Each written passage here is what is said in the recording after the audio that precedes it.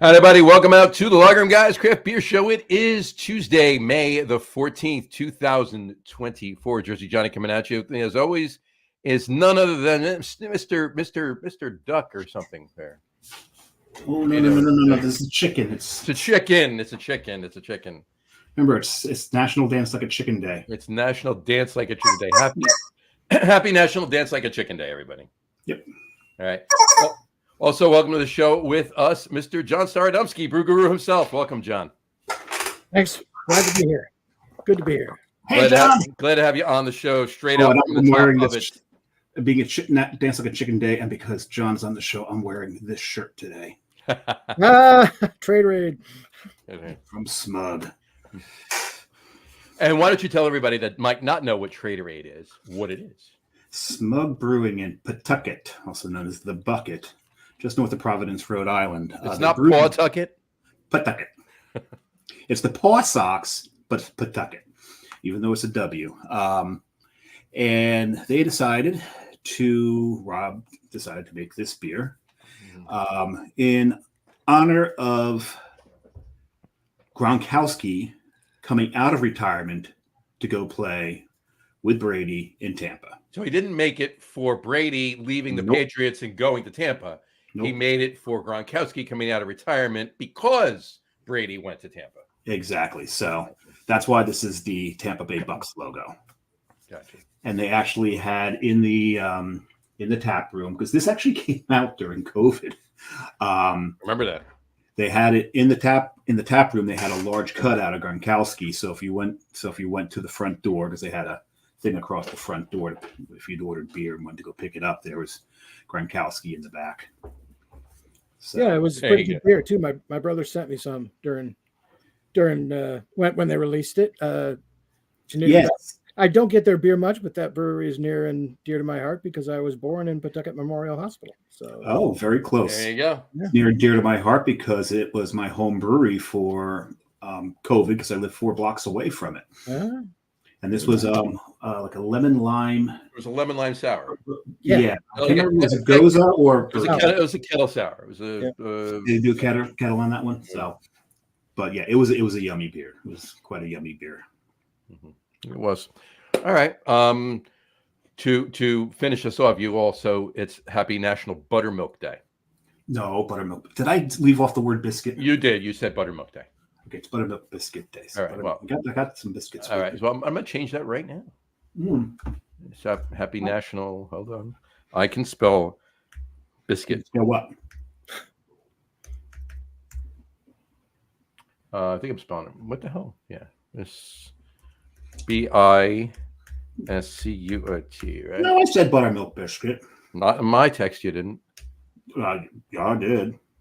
I read biscuit. I read Buttermilk Day. You just want hot dog Johnny's, don't you? I do. That's the only reason you only read buttermilk and skipped. You said buttermilk biscuit. You said buttermilk biscuit. You did not say buttermilk. I am so sorry. Damn you. Anyway. I'm trying to figure out how the hell did I leave off the word biscuit. That's anyway, the important part there. Anyway, John is our guest tonight. John Staradumsky, Honest Craft Beer Reviews. Thank you, John, for coming on with us. We've been wanting to do this show for a bit. We've been talking about this for a while now, doing this particular show tonight. We got a lot of beers we've been talking about for a while. Yeah, it's true. Yeah, a lot of different shows we've been talking about. This one's been on the docket for a while, though. As you can tell, if you read if you read anything before you're listening to the show, whether you're listening live or if you're listening again on a replay on Facebook or YouTube, or if you're listening to the audio podcast, you know that we're going to be talking about online beer ordering. And you know what's great about buttermilk biscuits, John? They go great with online beer ordering. Possibly, very, very possibly. Because you can eat them while you're on your phone and ordering beer. No, I can eat them while I'm on the show, and you don't hear a bag rustling, and they don't Ooh, crunch. Yes, there you go. That is true. That is true. No, you found your show food. There you go. You go. Awesome. All right. Well, on that note, I think all of us are drinking beer that we've purchased online for the show. I derailed John because I know where he was going with that. There was no way we were going to do the show with Mr. Halftime himself. Oh yeah, John Staradumsky. Absolutely no way. Yes, there was no way we're doing it without John. As you can tell from his people, if you're listening to the audio replay of this, tune in right around 5 minutes and 30 seconds. or at any time during the show. It's not like he's Anytime moving it. just over his shoulder. Turn it over his shoulder. He's got a halftime cooler that he has, and it's a great story too. He'll get into that in a second. Yeah. Why he's got the cooler. But let's have a beer. I'm thirsty, gents. John, what are you drinking first? I have, of course, it is a beer that I bought online. If I can get the cap off, it's a Bomber of Alaskan Smoke. Oh. Okay, you've already trumped us. There's just. Yeah. I mean, I'm done. I'm done. I'm done. Okay. Thank you for watching. All right. Drink lots, but drink safely. Bye, folks. Will do. But I got to show you that it's going to be in an Alaskan Smoke Porter glass too. Always has the appropriate glassware. There is nobody better than you when it comes to appropriate glassware. It's not even just appropriate glassware; it's branded appropriate glassware. Yes, and the thing is, this beer, the beer hunter Michael Jackson, this was his favorite beer. He said it many times, and I think he loved it so much because it was just so different than anything else that was out at the time. Yes, you had your Rauchs from Germany, you had your Glinskis from Poland. Yep. But the U.S. wasn't really doing any smoked beer whatsoever. That might have been one of the first smoked beers ever done in the United States, and it was done in Alaska. Certainly done well in the United States. Yeah. Oh, God, yes, definitely. And when that came out, and that's such a good beer. I've only ever had the honor of drinking it once, and I savored it. I have had it a couple of times, but I haven't had it in quite some time. And I'm going to ask John right here. We are not getting any promos or any endorsements right now for any of the beverage companies that we order online beer from, but I have to ask John, which service did you order that from? Because I got to order a few bottles. So. This one actually came from Craft Shack. Craft Shack, okay. And this is a 2022. I haven't seen it on Craft Shack since. Okay. It is a beer. I first ordered with Doug Smith in the 90s. We ordered a case from Belmont Station. Doug Smith, I recognize that name. Yeah. We went halves on it. It was $100 with shipping back in which, wow. In the 90s, that was today. You wouldn't bet an eye at. So 12, 22 ounces. 12, 22 ounces. I think there were 16-ounce bottles, if I'm not mistaken. So were they?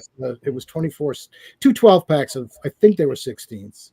He'll keep me honest. But that was one of the very first online beer orders. It wasn't the first. I think there was one other that I'll talk about later that I think predated it, but that was the first time. I've ordered it from Craft Shack a couple times since, and of course when I was in Seattle a couple times, and I drank it there while I was out there. But for online, if I see this beer, I'm buying it. This is actually my last bottle. The fact that I'm just writing down Craft Shack right now. Just remember, if the fact that it was on Craft Shack once. I mean, it's no guarantee that it's going to be there again, but it's more likely it'll be on there again before it's on any. If it's going to be available for sale on any of the online. And when they do have it, it's in the fall. It's always been in the fall, of course, because I think that's when it's right. Or that's the only time I've ever seen it there. So that's awesome. Well, cheers to you drinking that. I'm super jealous here. Yeah, drinking that. I gotta say, jealous. Totally jealous. Samurai, what's your first beer? I'm starting off with something that Johnny drank not 2 shows ago, I believe. 2 or 3 shows ago. Yeah. And that is this is from Sapwood Cellars, Pilsner Kapirovat. Mm-hmm. I'm probably not saying that right because the Czech language, the stress is always not where you expect the damn thing. Give you an example. You know how to say cheers in Russian, right? Nostrovia? Nostrovia. Mm-hmm. In Czech. I didn't know you were waiting for an answer. I was waiting for an answer. In Czech, Nostravi. Nostravi, right. Right. So even Polish has the same stress, puts the stress in the same syllable as the Russian, but in Czech, it's Nostravi. So it's always in a different place. So it's really hard for me to get a grasp on Czech pronunciation. So I'm going to say Kapirovat. And what we learned when you drank it, that Kapirovat means clone. So it's a Pilsner clone. It's a Pilsner clone, yeah. Of what? We don't know. We can only assume. But it's Czech style, so we're assuming it's Urquell. Right. Exactly. So there you go. Well, cheers on that. Myself, I am drinking from Corporate Ladder Brewing. Best Practices Munich Helles. Purposes, Munich Helles. Right there. Very nice. All The right. good Munich And Helles is a great first beer of the night. I got to say that's an excellent. It's always a way to go. Pilsner too. That also is a great choice. But there you go. Well, cheers, gents. Nostravi. Dostravi. Dostravi. Chindan. Come Prost, Slancha. Prost. Any of the above. Yeah. Sante. Yeah, I'm drinking a Helles, Munich Helles, so I probably should have said Prost. Yes. First. Or you I can said go. Prost, but We can go Zumval, this is Trevor. which Renee taught me. My Austrian friend when I met him in Munich. Every time we toast, he's Zumval. Okay. There you go.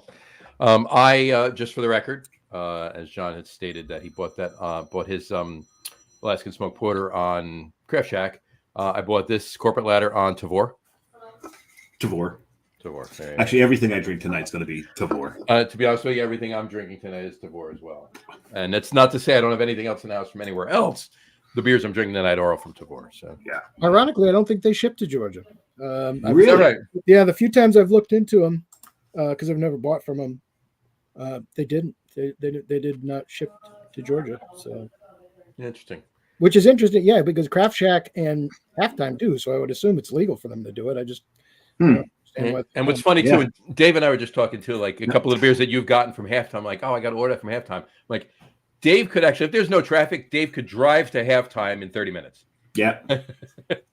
However, it's through Westchester. There's always and traffic. across Bronx, so it probably an hour and a half. And the GWB. Right. So first of all, it takes half an hour to get out of my yeah. neighborhood. So that's part of the problem. And then $4.95 to $3, and then up to the Turnpike.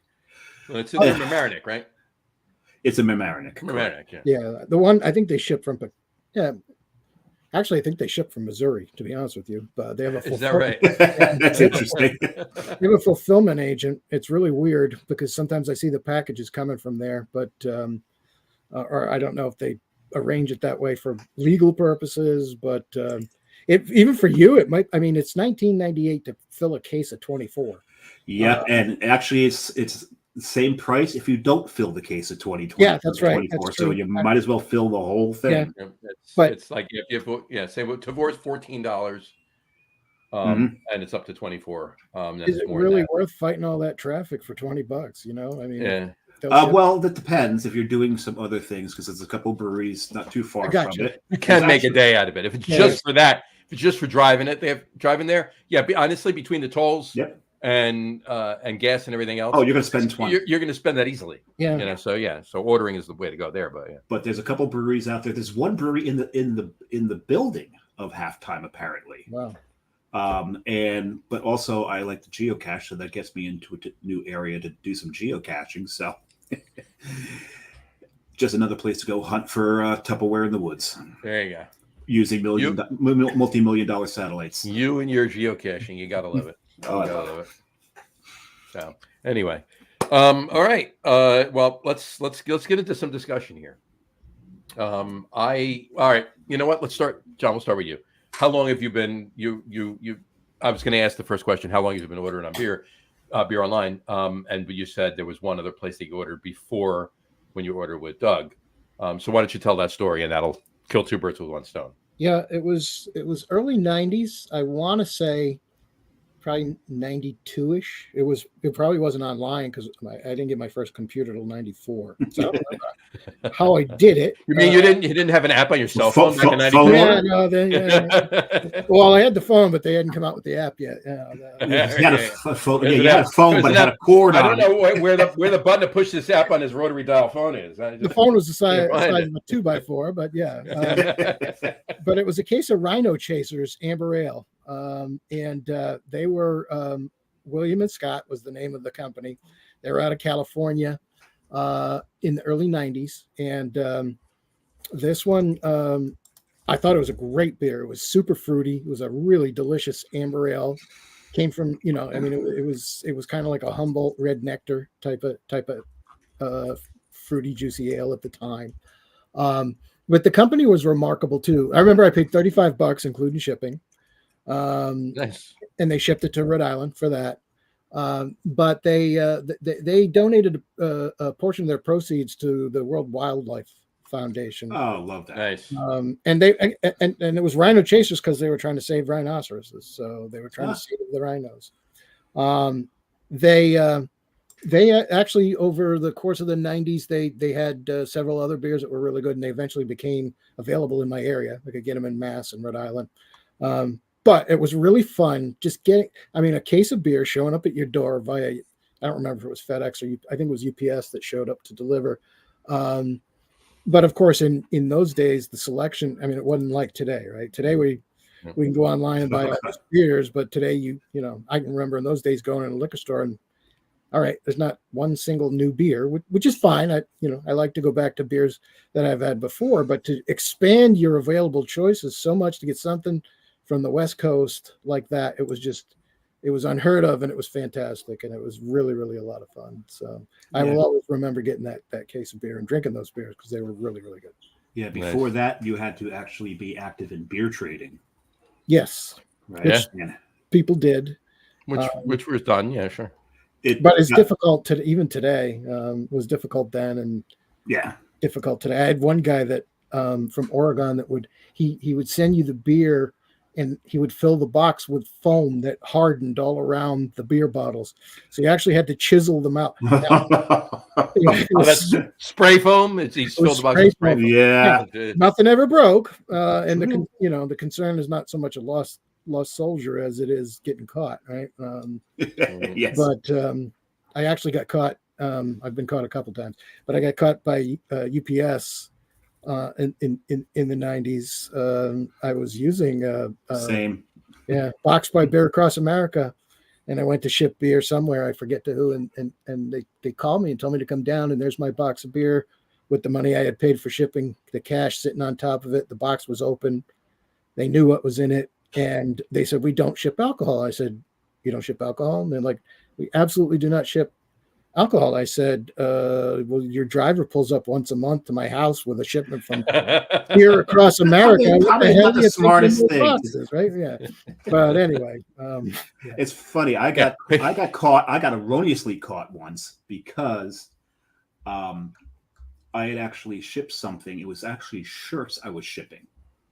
I was shipping some shirts, but I put it in a Sierra Nevada beer camp box, and they refused to ship it. They're like, "We can't ship that. It's alcohol." I said, "It's not alcohol. It's shirts." They're like, "No, we can't ship that box." Like, it's just a box. I opened it up. I showed them with shirts. They still refused. Yeah. It was the post office, actually. Oh, the post office. Right. Oh, yeah. They're the toughest. So they are. We got a comment here from Brian Boak. He said he was a member of the Beer of the Month Club back in the 90s, he thinks. I think it was. Beer Across America. Most likely, right? Yeah. Most likely it was Beer Across America. I did Beer Across America too. But beer trading was a thing before beer. That was your beer by mail. That was your beer mail was from that. It got out of hand. Hold on. It might have happened. If any officials are watching this show. Oh, the statute of limitations are so gone by now. Yeah. Oh, that's true. Yeah. Oh, this was in the 90s. This is so long ago. We don't do this anymore. Actually, this was 2000s. I think was the last time I did it because the beer trading got so out of hand because it was just nothing but whales. Yeah. The ISO FT, contingency. In search of for trade. In case any of you out there aren't aware of acronyms. So I loved it when they got to what they referred to as a BIF, the Beer at Ford beer trading mentality, which you get a bunch of people together and the first person ships, and there was rules. Either a certain amount of ounces or a certain amount of dollar had to go in. There usually was some swag put in, either be it a glass, a hat, a shirt, or something. So that had to go in it. So when you joined, you had to give your size or whatever. And so the first person that would ship the box and that next person then knew they were up next. And the person organizing it made it so that you didn't have someone shipping to somebody who was from the same region. That way and the rule behind it was ship from your state, or at least in the immediate area. Right. Don't go buy a couple of Oregon beers and then ship it to somebody in Oregon. Right. So it was, but the cool thing about BIFs is that you want to be the last guy to get the box or gal, because usually the first box, the person would throw in an extra. They break the rules, they throw in an extra. Mm-hmm. And then it became one-upmanship. Right. And I remember one beer at Ford. I'm running around looking for an extra to throw in, and I was the first one to ship. I'm like, well, I'm the first one to ship. If everyone tries to outdo me, I put a Cantillon in the as an extra in the first one. It was like you put a Cantillon in as an extra. As an extra, and it was like, God damn it, Samurai, you have made the bar impossible right now. That was a fun one, but I really enjoyed that. But then it got back to you. Your extra was two extra cans of PBR, right? Bud Light, but 12 cans of PBR. Yeah. No, but that was fun. But then, like what we're talking about, then the beer by mail came around, and now the only trading is pretty much whale trading. Yeah. Well, it's whales that nobody can get where they are. Where we are, if you're trading with somebody out in, the Midwest or down south or whatever, obviously you're sending them, probably it's a cane bottle, right? Or end of night to end all dawns typically is the one everyone looks for. Sure. So I've got some stacking cask back there. That's not for trade, and I'm not in search of anything. So don't write me. I have way too many cane bottles downstairs. Do you have dripping maple? I do not have dripping maple. I had a bottle of dripping maple. I drank it, and I had dripping maple at the brewery. I do not have a bottle of dripping maple right now. It's that one gold at the CBC. It did. Yes, so, it did. That's World Beer Cup. Yeah, it did. Yeah, I had it. I was up there the weekend. It came out, and they had it on tap. I grabbed one there. It was fantastic on tap, and it was better. You know what? I actually liked it a little better in the bottle. Yeah, sometimes these things need a little age, and coming out of the keg maybe doesn't have quite the character. Yeah, it was about a month and a half after I had, it was when it's fresh on tap. Fresh, not fresh, but fresh in the keg and on tap, right? But 8 months old or however old it was. But then it was like another month and a half when I had the bottle, and I don't know how long ago before that was bottled. I don't know if they conditioned it in the bottle. I really don't recall. Probably didn't for that beer, but it was fantastic. But John, what's the next beer service that you remember after that? After your first? Well, after using Belmont and then ordering directly from the brewery for Rhino Chasers, for sure in the 90s it was Beer Across America. I was a member of both the normal 12-ounce bottle club and I gotta grab something. They have a big 22 that came out where you got 6 bombers basically. Really? Yeah, and they were bigger beers. One of the criticisms was that the beers that they were sending in the 12 packs were tended to the mundane side. I didn't necessarily agree with that. I got a lot of good stuff in the early days. I think looking back, there were a lot of beers that I couldn't get locally. Sometimes you did get beers, that was a little disappointing. You'd get beers that were sitting on the shelf at your local packing. Right. Mm-hmm. Right, exactly. That would happen, but that was part of the game. But that was not so much the case with the big 22s. You got bolder stuff. I remember getting T.W. Fisher and Lost Coast, and there was actually a beer that I really enjoyed. T.W. Fisher, I haven't heard that in a while. Yeah, T.W. Fisher. I haven't heard from him in a while either. But Gravity Man. Yeah, it was their Full of Trouble Vanilla Stout, and they're from Philadelphia. Wow. And we got them from Big 22, and that was like one of my favorite beers of all time. So it was pretty cool. And I think it was Doug and I had the we actually did halves and halves we had a membership in the regular club in the Big 22, and then we just split each. So that's cool. Yeah, that works. So we got the best of both worlds. So. I do have to apologize to the beginning of your chat about Beer Across America and that for Shemp taking the place of Samurai there for a moment. with the chair creaking and the Oh, God. tapping and everything else. I had to go grab something, and that ding was actually me kicking the garbage can. And I thought it was round 2 or the end of round 1. I wasn't sure. But and then Brian Bogus says Samurai needs some WD-40 for his chair. I have sprayed lubricant in like every crack and crevice of this chair, and I just can't get the squeak. But you should try WD-40, not the lubricant that you did use. Well, I apply it tenderly and I warm it up first. There you go. All right. It wasn't a warming. What I was actually going to get. My first beer by mail was actually a Beer of the Month Club, but it wasn't Beer Across America. It was another service. Well after Beer of the Month Club. This was in the 2000s, and I got some pretty decent beer from it. And it is bearing grease that I've been using, as a matter of fact. He said, "Well, bearing grease." I can't. But the best thing I got actually wasn't one of the beers. It's this bottle opener. Oh wow, it came as part of the beer club, and this is the only bottle opener that I've ever had that takes the cap off without any indentation in the top or flaring of the cap. Yeah. It's my favorite bottle opener. These with the nail on them are also great for that. Yeah, they are. They pry it off without damaging the cap. So I had one. It was it flared the cap ever so slightly, but it basically put it over the bottle and get pushed down and pulled up, and you took it off and it just pulled. It just super slightly evenly opened the cap. You couldn't tell it was flared at all. That's how little.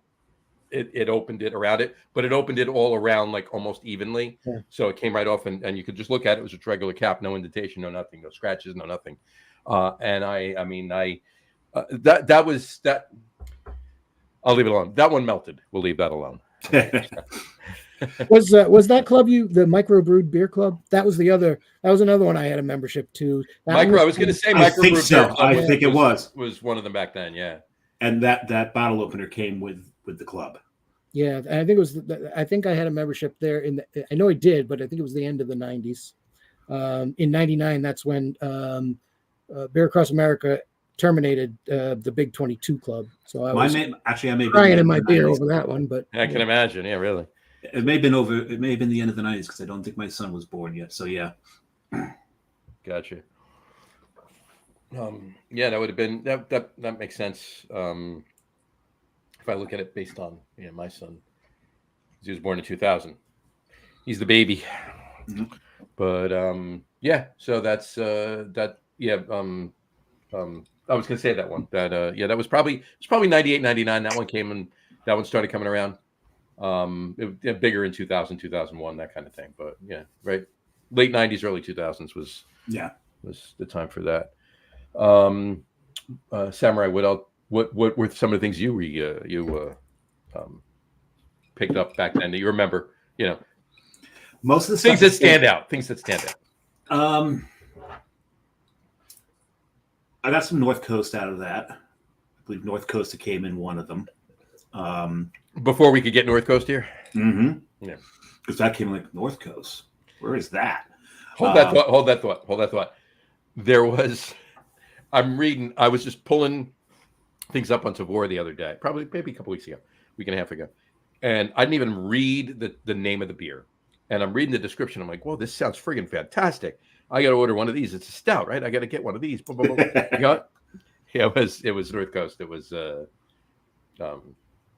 Old Rasputin. Old Rasputin. Yeah. Old Rasputin. Yeah. Old Rasputin. Yeah. Actually, that's not what I got from them. I got what's the one that's got the seal on it? Is that their brown ale? Red seal ale? Is that Heidi Klum? No, not that seal. With the seal is the red seal ale, right?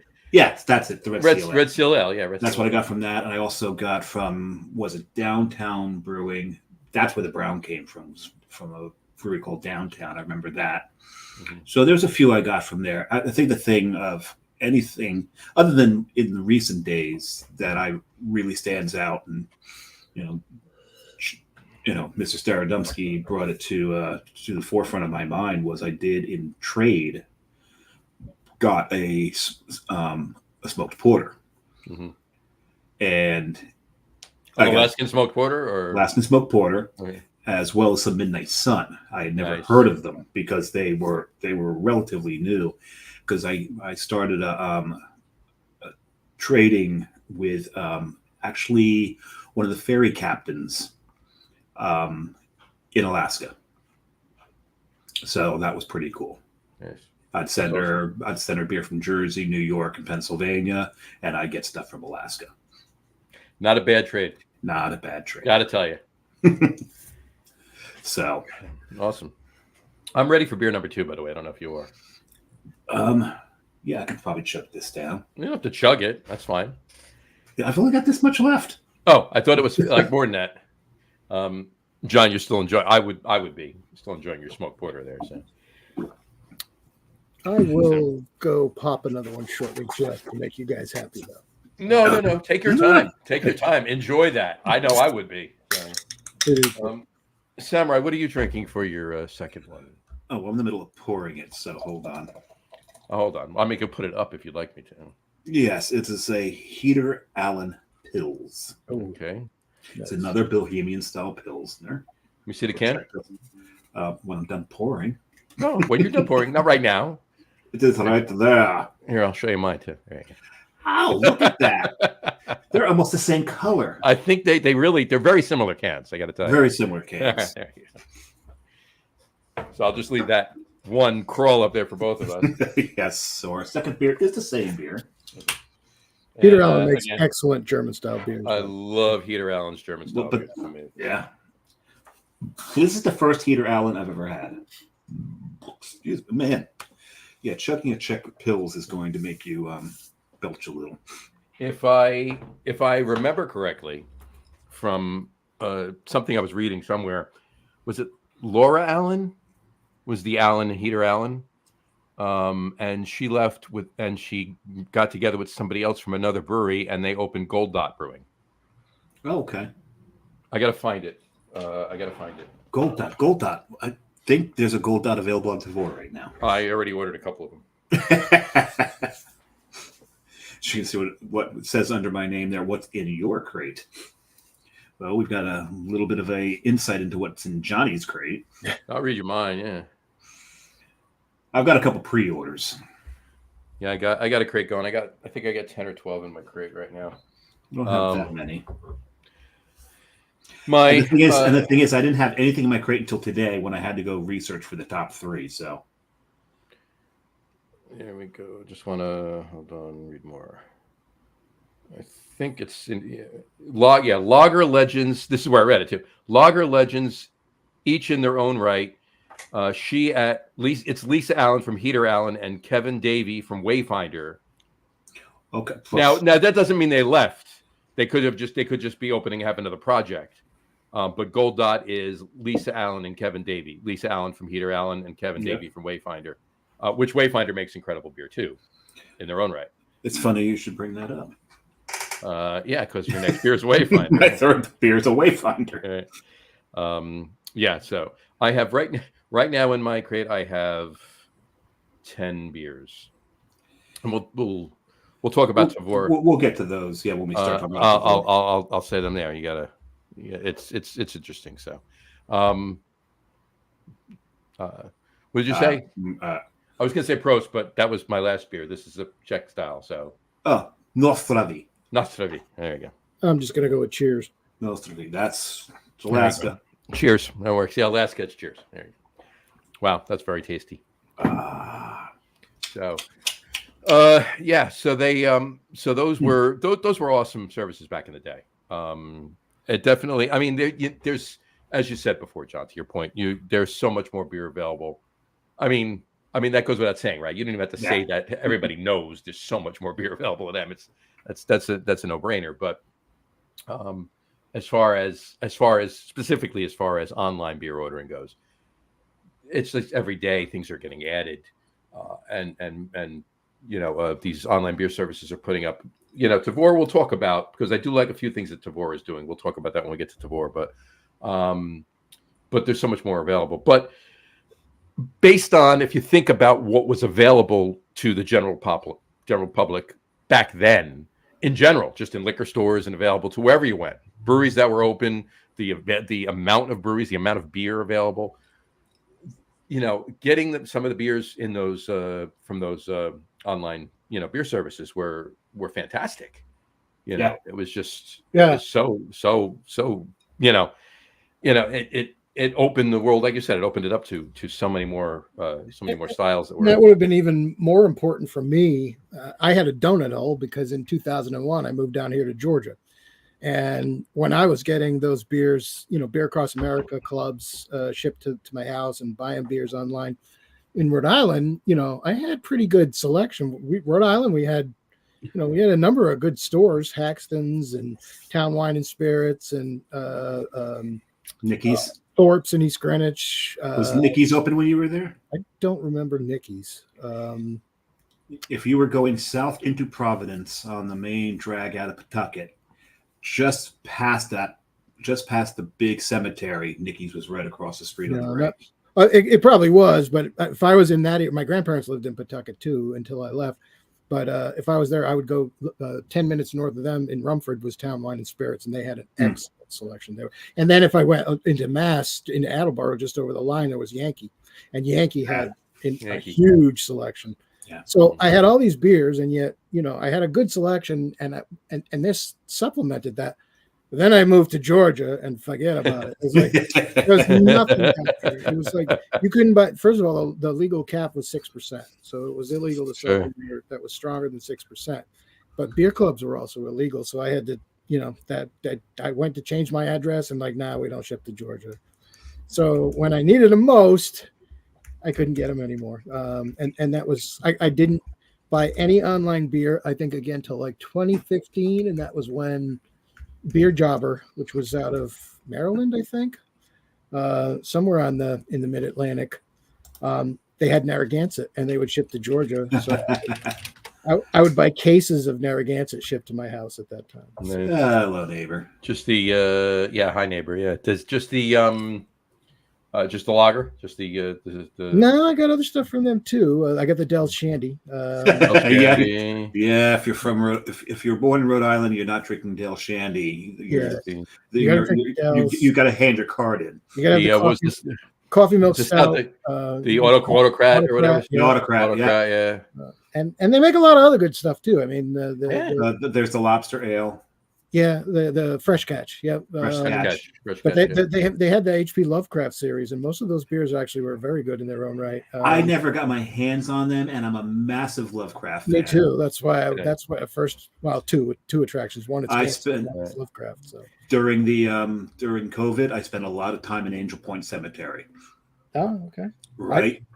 And it's funny because I'd see people looking around, they're lost, and I'd ride my bike up to them with my mask on. They thought they were being hijacked because I had like the red bandana. I look like a train robber, but I go, "You looking for Lovecraft's grave?" They're like, "Yeah."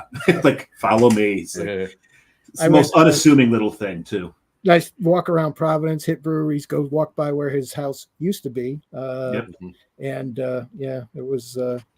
he was very interesting. The shame is I never made it to the Athenaeum because it was closed the whole time, and him and Edgar Allan Poe both spent a lot of time in the Athenaeum. Oh wow!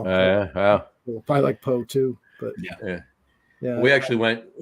We were in Richmond last year, and Jess and I were there in February. Matt and Jim and I were there again in May, but Matt and Jim and I were only there for Jess and I were only there for a day too. But Jess and I went to the both times I went, we parked in the same place. Two different people, right? Was with. I parked there, and Jess and I went in the Poe House in Richmond, and we took the tour and did the whole thing, and it was really cool, right? You're in the poorhouse. You should have said something. Poe House. Poe House. Okay, sorry. Now, keep that in mind though, because when we went back, when Matt and Jim and I went on our way to CBC in Nashville last May, we stopped in Richmond on the way down. We drove, and we parked literally almost like in the same spot that I parked in with Jess, but we didn't go to the Poe House. We went around the corner to Richburg Brewing, and the amount of beer that I bought at Richburg Brewing, you put in the Poe House. Put me in the Poe House. My oldest son is a big Lovecraft fan too, but my youngest son, He gets the nod for the biggest family moment, which is tied with Poe, because we're standing in next to my bookcase, and he's looking through my books, and he was a teenager at the time, and he pulls one out and holds it up and reads the title off and said, he's like, "Dad, who wrote the Tales of Edgar Allan Poe?" And I'm like, seriously? Only me. I did it. Yeah, I did it. I remember when I was biking around, hitting all the Lovecraft locations in Providence. I got to the house. I can't remember the name of the house, but it was the one that Charles Dexter Ward was based off of. That's the house that he modeled it off of. And so I took a picture of it and sent it to my friend Leon, who's now gone, because he was as big of a Lovecraft fan as I am. And I said, "This is the house that that Lovecraft based the case of Charles Dexter Ward on." Yeah. He's like, "Oh, that's very cool." And then I panned back and took the picture again because it was for sale. And he went, "Oh, hell no." He goes, No. He goes, "You know I'm a brother, and you know what happens to brothers in horror movies. We're the first to go." Yeah. Not happening. Not happening. So I took pictures of everything there. I'd send it to him. Even there's Lovecraft Corner. And you wouldn't know you're at Lovecraft Corner until you got to look up about 12 feet, and there's a little sign. I mean, the sign's about this big. That's about it. That says Lovecraft Corner. So, that was fun doing that. Yeah, he was an interesting character. People don't realize it, but he was a big streaming video fan. Spent a lot of his time watching Cthulhu. Oh, Jesus! I'm like, where is he going with this? Actually, I'm like streaming. They didn't have to. One of the Lovecraft was a loner. He was very good friends with Robert Howard, who wrote the Conan books. If you read his works, you will find none of his main characters are female. He has no female main characters in any of his novels. Nope, they're all male. Yeah, but they're so good. They're like, Stephen King. He was the inspiration. Stephen King says he was my inspiration. So. Clive Barker as well. Clive Barker even more so. And the thing is with Howard, Howard wrote he wrote a story in which he kills Lovecraft in the story, and Lovecraft returned the favor by killing him in the next story he wrote. There you go. So they were. They traded kills back and forth. Yeah. I was going to say, just not to come off of Lovecraft and talk about Poe for a second, but back in December. Was it December? I think it was December. It might have been. No, you know what? It was right before. My bad. It's right before Halloween. In Allaire, Dave, Allaire State Park. Yeah. The church in Allaire State Park. Mm-hmm. The church. It's a little creepy. Little right. They had a Poe reading in that church. In the church by Edgar Allan Poe, and of course, it wasn't. It was an actor. It was an actor. It was a woman, but I'd seen a couple of other Poes before, and they were men. She was better than the guys as Poe. She was spot on, talking in the first person, like everything wasn't referring to Edgar Allan Poe. She was Edgar Allan Poe. So I was born in 1840, whatever it was, that kind of thing. So it was just fantastic. And then we learned it. And I said to Jess, we're sitting there, myself, we're coming back to see this. We're doing this again. Well, because this was fantastic. Let me know. All together, the people, right? Then I found out that she may not be doing that anymore.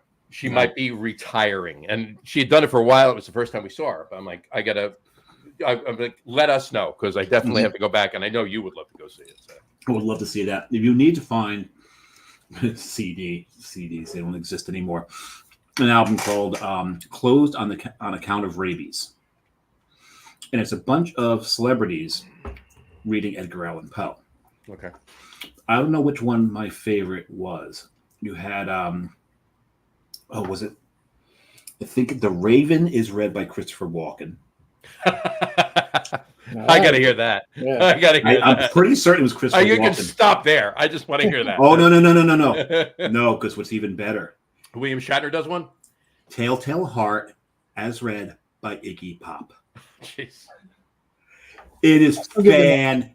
fucking tastic. Mhm. And that was my favorite, as much as the Raven. I think it was Christopher Walken.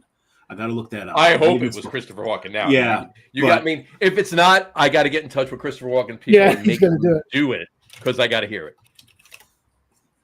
So I got the album up. Jimmy, get on that.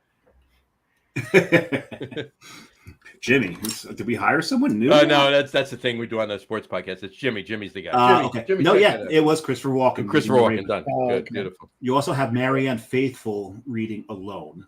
Wow. It's the only Christopher Walken impression I could do. The word "wow." That's it. For some reason, I just can't get his voice, but I can say "wow." That's it. I can do Bradley Wow. Cooper doing Christopher Walken. How's that? It's like pineapple. I like to eat it. That's the only. That's it. That's it right there. Yeah. Berenice is read by Dr. John.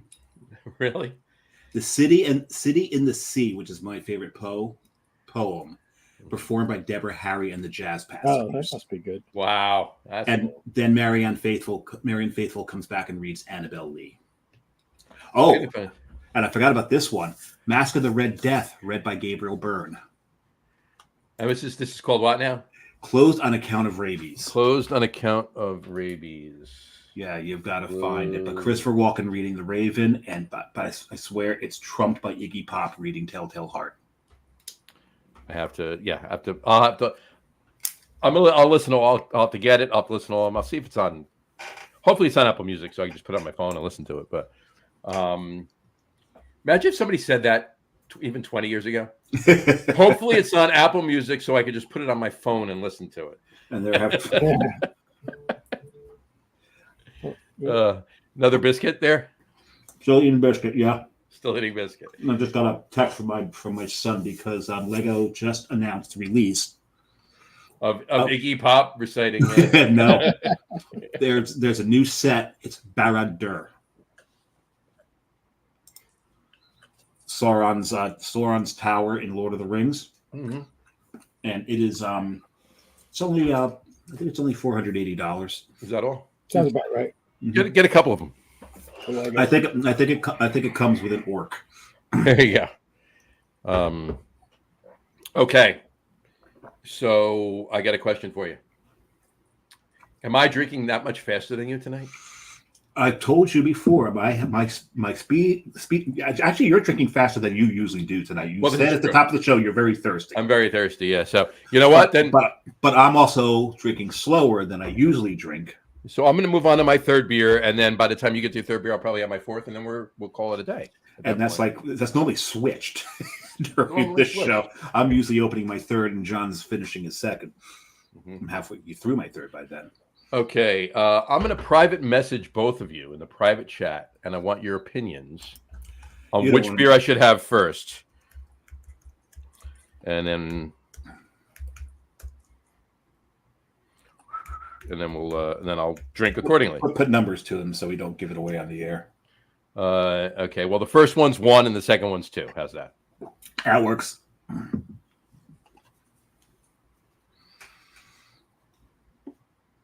I'd go 2 before I went 1. That's where I was going, but I just wanted opinion. Do you see it, John? Do you? No, it's not coming through. On the private chat, it's on the. Look at the top right where it says comments. Private chat's like tab to the left of it. There we go. I'll do the second one first. Chat.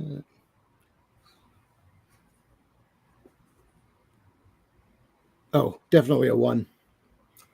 Definitely do 1 first before the second. Number 1.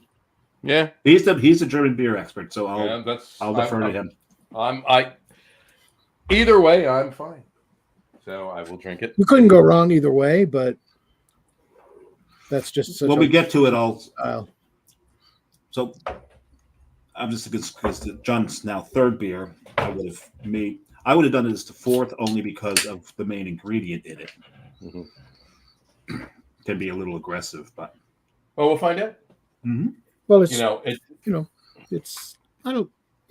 I'm fine either way. Within a couple of sips of the other one, it's not going to matter really. So I'm good. I just need to take my obligatory picture, and there we go. And then talk amongst yourselves while I take the picture. Okay, well, we're just enthralled by your process here. My process here. Yeah, it's the pour, place, clank, phone, picture, place, clank. Pretty much. Yeah. So in that order. Because this was and I didn't put a crawl up for it, I'm not going to put the crawl up. I'll just say it's called Specks of Sand. All right, and it's from. Sorry about that. It's from. I want someone to name a brewery. It's not a bad idea actually. It's actually yeah. I knew it was. I like an idiot. I forgot. Fontaflora. Fontaflora. There's a couple of more Fontafloras up in Tavour right now. Yes, it's an amber lager, brewed with Heritage Seashore Black Rye. So I'm excited. I've been excited to try this. So Specks of Sand. There you go. Yeah, and that's the reason that I suggested that one instead of the other one is because I think that it might have been the other way around if this was your first beer. Mm-hmm. But I love the spice that rye imparts to a beer, and so do I. And once you have the dunkel, it's going to lose some of that. And yeah, that's why I was back and forth. I'm like, but I was thinking you finish. That's why exactly what I was thinking. You finish with the Roggen, is because because the spice of the rye in a Roggen may make the dunkel taste like nothing. It could. That's a risk, but I don't think rye is. Although it's spicy, it's not so heavy that it should prevent you from enjoying the dunkel. It depends on how it's brewed. I'm going to say two things about this beer. One, it's not really within 2 or 3 sips of the other beer.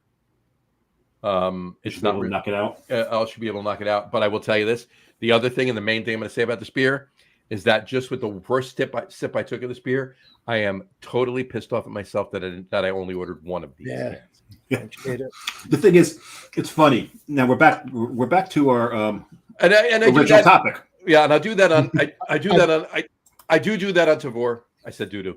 I do that on Tavour. You took my line. I've done that twice. I bought a Rauch beer from Schilling that was out of this world. It was so good. Okay, never ever order just one from Schilling. I know. I got one can, and then I went back and want more, and of course it was gone. And then I got a Doppel Sticker Alt from Enegren, which was freaking unreal. Why would you not order more than one of those? It's got a Valkyrie on the label, and you feel like the Valkyries are carrying you off to Valhalla while you're drinking the damn thing. First of all, it's a Sticker Alt, and second of all, it's an Enegren. Why would you not? I know. Live and learn. And of course, well, that's what I do. You know. Well, I'll tell you, I ordered from. You ever order anything from Phase 3? It's in Illinois. I ordered their rye lager once, and I got one can, and within the first 2-3 sips of this beer, it was marked down that anytime this beer comes out, I'm ordering at least 3 of them, if not 4. Yeah. And I've done that too. So this goes into that category. If this pops up again, I'm going to get 4 of them. You know, that kind of a thing. Well, here's the one thing that I've learned from Beer by Mail, from ordering online, is that anytime that I only order one of something, it's fantastic. Anytime I order more than one of something, it's not. It's depressing. Right. There was one. I drank one on the show. I'm not gonna re-mention the beer. John may remember it. It was a Tavour buy, and it sounded really cool. It was a beer that was made from along the lines of a cocktail. Mm-hmm. So now John knows what I'm talking about. Mm-hmm. And I took one sip of it, and John could tell by my face. Mm-hmm. He don't like this. It just didn't play well. There was just something. It just didn't work. Now we did. But I bought 2 of them. Yeah. Now exactly. Because I thought it was, I trusted the brewery, and well-known brewery, very well-known brewery, and it was that a collab too? I think that might be the issue. It was a collab. Mm-hmm. But I've opened my 3rd beer. Oh, you did? Yep. And the aforementioned Wayfinder. Mm-hmm. This is 3 of Hearts. They're Cold Nacht Lager, which means cold night lager.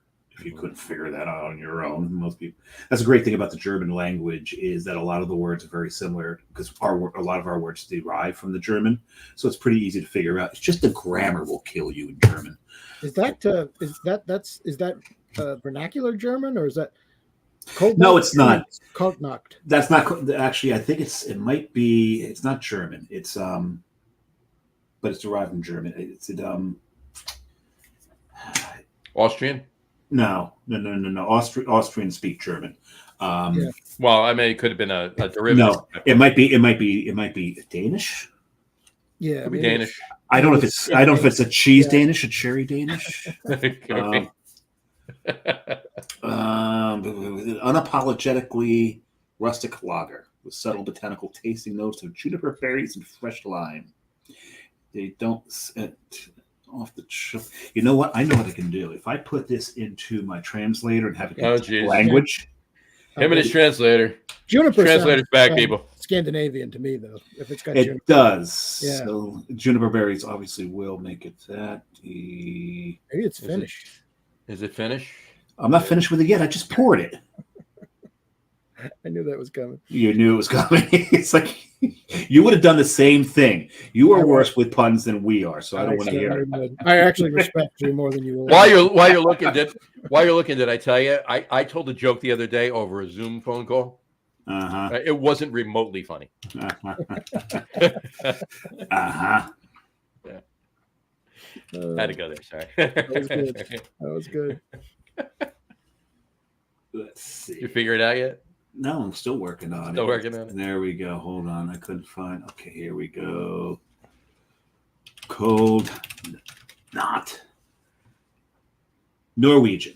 There we go. There it is. There it is. So you're right on Scandinavian. Yep.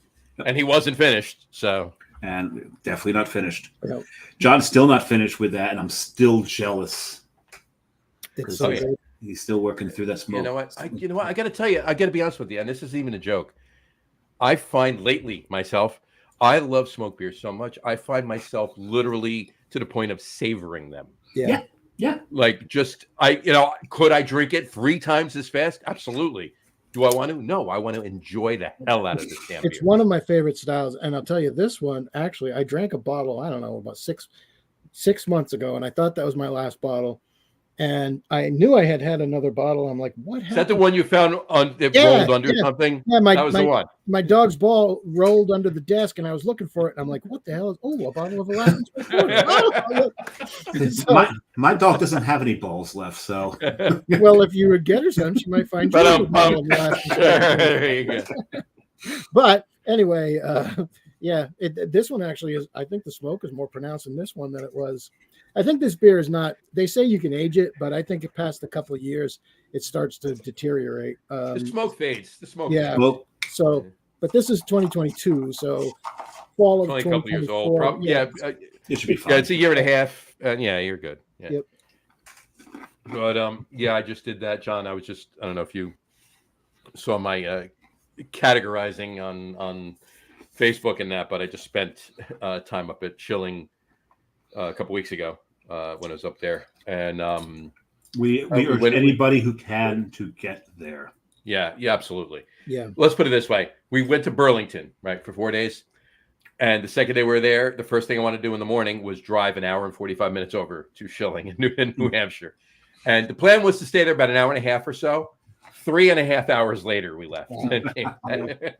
Every box I get has Schilling in it, has Von Trapp in it, unless they don't have any. Depending on Jack's Abbey, we do get some Jack's Abbey beers here, but if it's something that I can't get here, then there are, and that's one of the attractions of, like I said, I had a donut hole till about 2015. But I didn't really do any more online beer ordering until COVID hit. Right. And that's when, and it started with Craft Shack. And that's when there was a difference too, because always before it had been a push, right? They're sending you the beers that with the beer clubs that they want to send you. Now you really have the option to buy the beers that you want, and an assortment of them. And, Craft Shack was great. In my opinion, they're very different from Halftime is single source. Everything comes from Halftime. Craft Shack is a conglomerate of online retail, or actually package stores that the Craft Shack vendor coordinates with to send you stuff. The downside is that it is a real pain to not create create an order that's going to come from 4 different places with $80 worth of shipping. Right. That's what it's changed to that, and I don't buy from them as much because of that. If they have something like this or something I really want, there's a beer I'm going to talk about later when we get to the top 3, but that was worth it. But with Halftime, I can just fill the box and with whatever I want, and the singles prices from Halftime are not that much more than what I pay for singles at Total Wine, 30 miles from or 30 minutes from my house. So it's very, very, and it gives me access to beers, which is where I was going with the breweries that I mentioned are frequently in my boxes. New England beers, New York beers, beers that I can't get here, but that I cut my teeth on. So Long Trail Ale, I can get Long Trail Ale from there. I buy a 6-pack of that, and they stick it in my box. So, the thing is, I'm looking on Craft Shack now. They also have liquor and wine. Yeah. And I'm looking at the liquor prices. And it's funny, I'm looking at 2 of the bottles. They're right next to each other on my screen. And both those bottles are sitting right over there. And I got to tell you, I paid half of what they're charging for them. And their beer prices. Really? This is bourbon. So this was the Bib and Tucker that I drank on the and a Chaser show last week. Yeah. This is the 6-year-old. Right. $84. Really? That's almost double. It's almost double. It's almost double. Yeah, that's ridiculous. And that I love the Smoke Wagon out of Vegas. Mm-hmm. I never thought I would ever say I love it. I had that. I had Smoke Wagon once. It was fantastic. It is, and it was poured for me out of a bottle that Mr. John Kampanik had. There you go. Well, this is not as bad, but they've got it for over $61. Well, I will say though, one of the things that shocked me about Craft Shack is I got an email from them out of the blue, totally not expecting it. Now I bought from them multiple times. That I had won a full cask of Pappy Van Winkle. What? Yep. It was April 1st that they sent it to me. Oh, geez. But this is a true story. They sent that to me. And I was like, seriously? Before I realized what day it was, I was forwarding it to a couple friends. I'm like, we're going to have a party. And yeah, then I realized, no, you didn't. Very funny. But they did do that. Yeah. And I wonder that some people didn't, because it was, it looked legitimate. So if they're telling you want it, and then they're going to say, we're not going to give it to you. You now owe me a cask. Yeah, somebody exactly.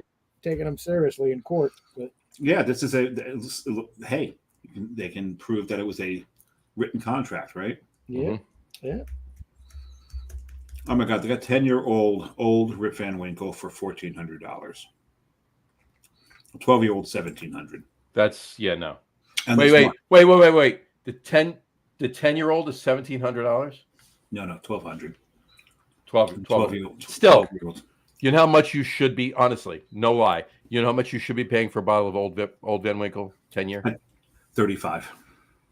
No more than $50. No more than $50. No more than $50. I remember when I bought, and you're not going to find it. You're not going to find it anywhere for like less than $400 or $500. No, but you should be paying $50, and they're charging $12. Forget about it. It's the rarity of it. Yeah, that's the problem.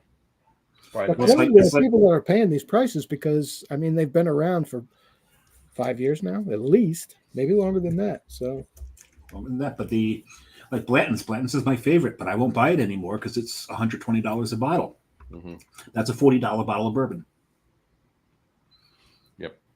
It's when I first bought it, I think I paid $42 for it, but because it's gotten popular, it's supply and demand.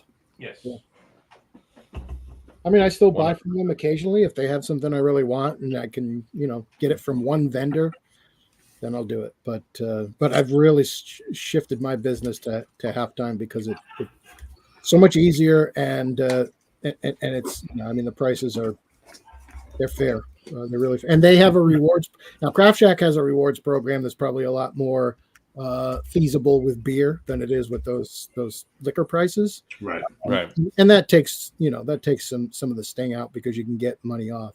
But Halftime does too. You earn rewards points and you can get $15, $20, $25 off. If you're getting $25 off, that's free shipping and a free beer in your box. So it's not too difficult to get to those levels either. So not at all. Well, that's the whole thing. It's like, I know that you rely on Halftime because you can get the beers from this area, and a lot of the beers in this area and you miss, so you seek it out. John and I go on Halftime, we look, and it's like 75% to 85%. We can go down our street and pick it up. It's here. It's local. It's here. But even so, like when you take even like Tavour or someplace like Beer Jobber or what were we just talking about? Craft Shack. Mm-hmm. What's the one that out of Colorado, John? Beer Drop. Beer Drop. Even these services,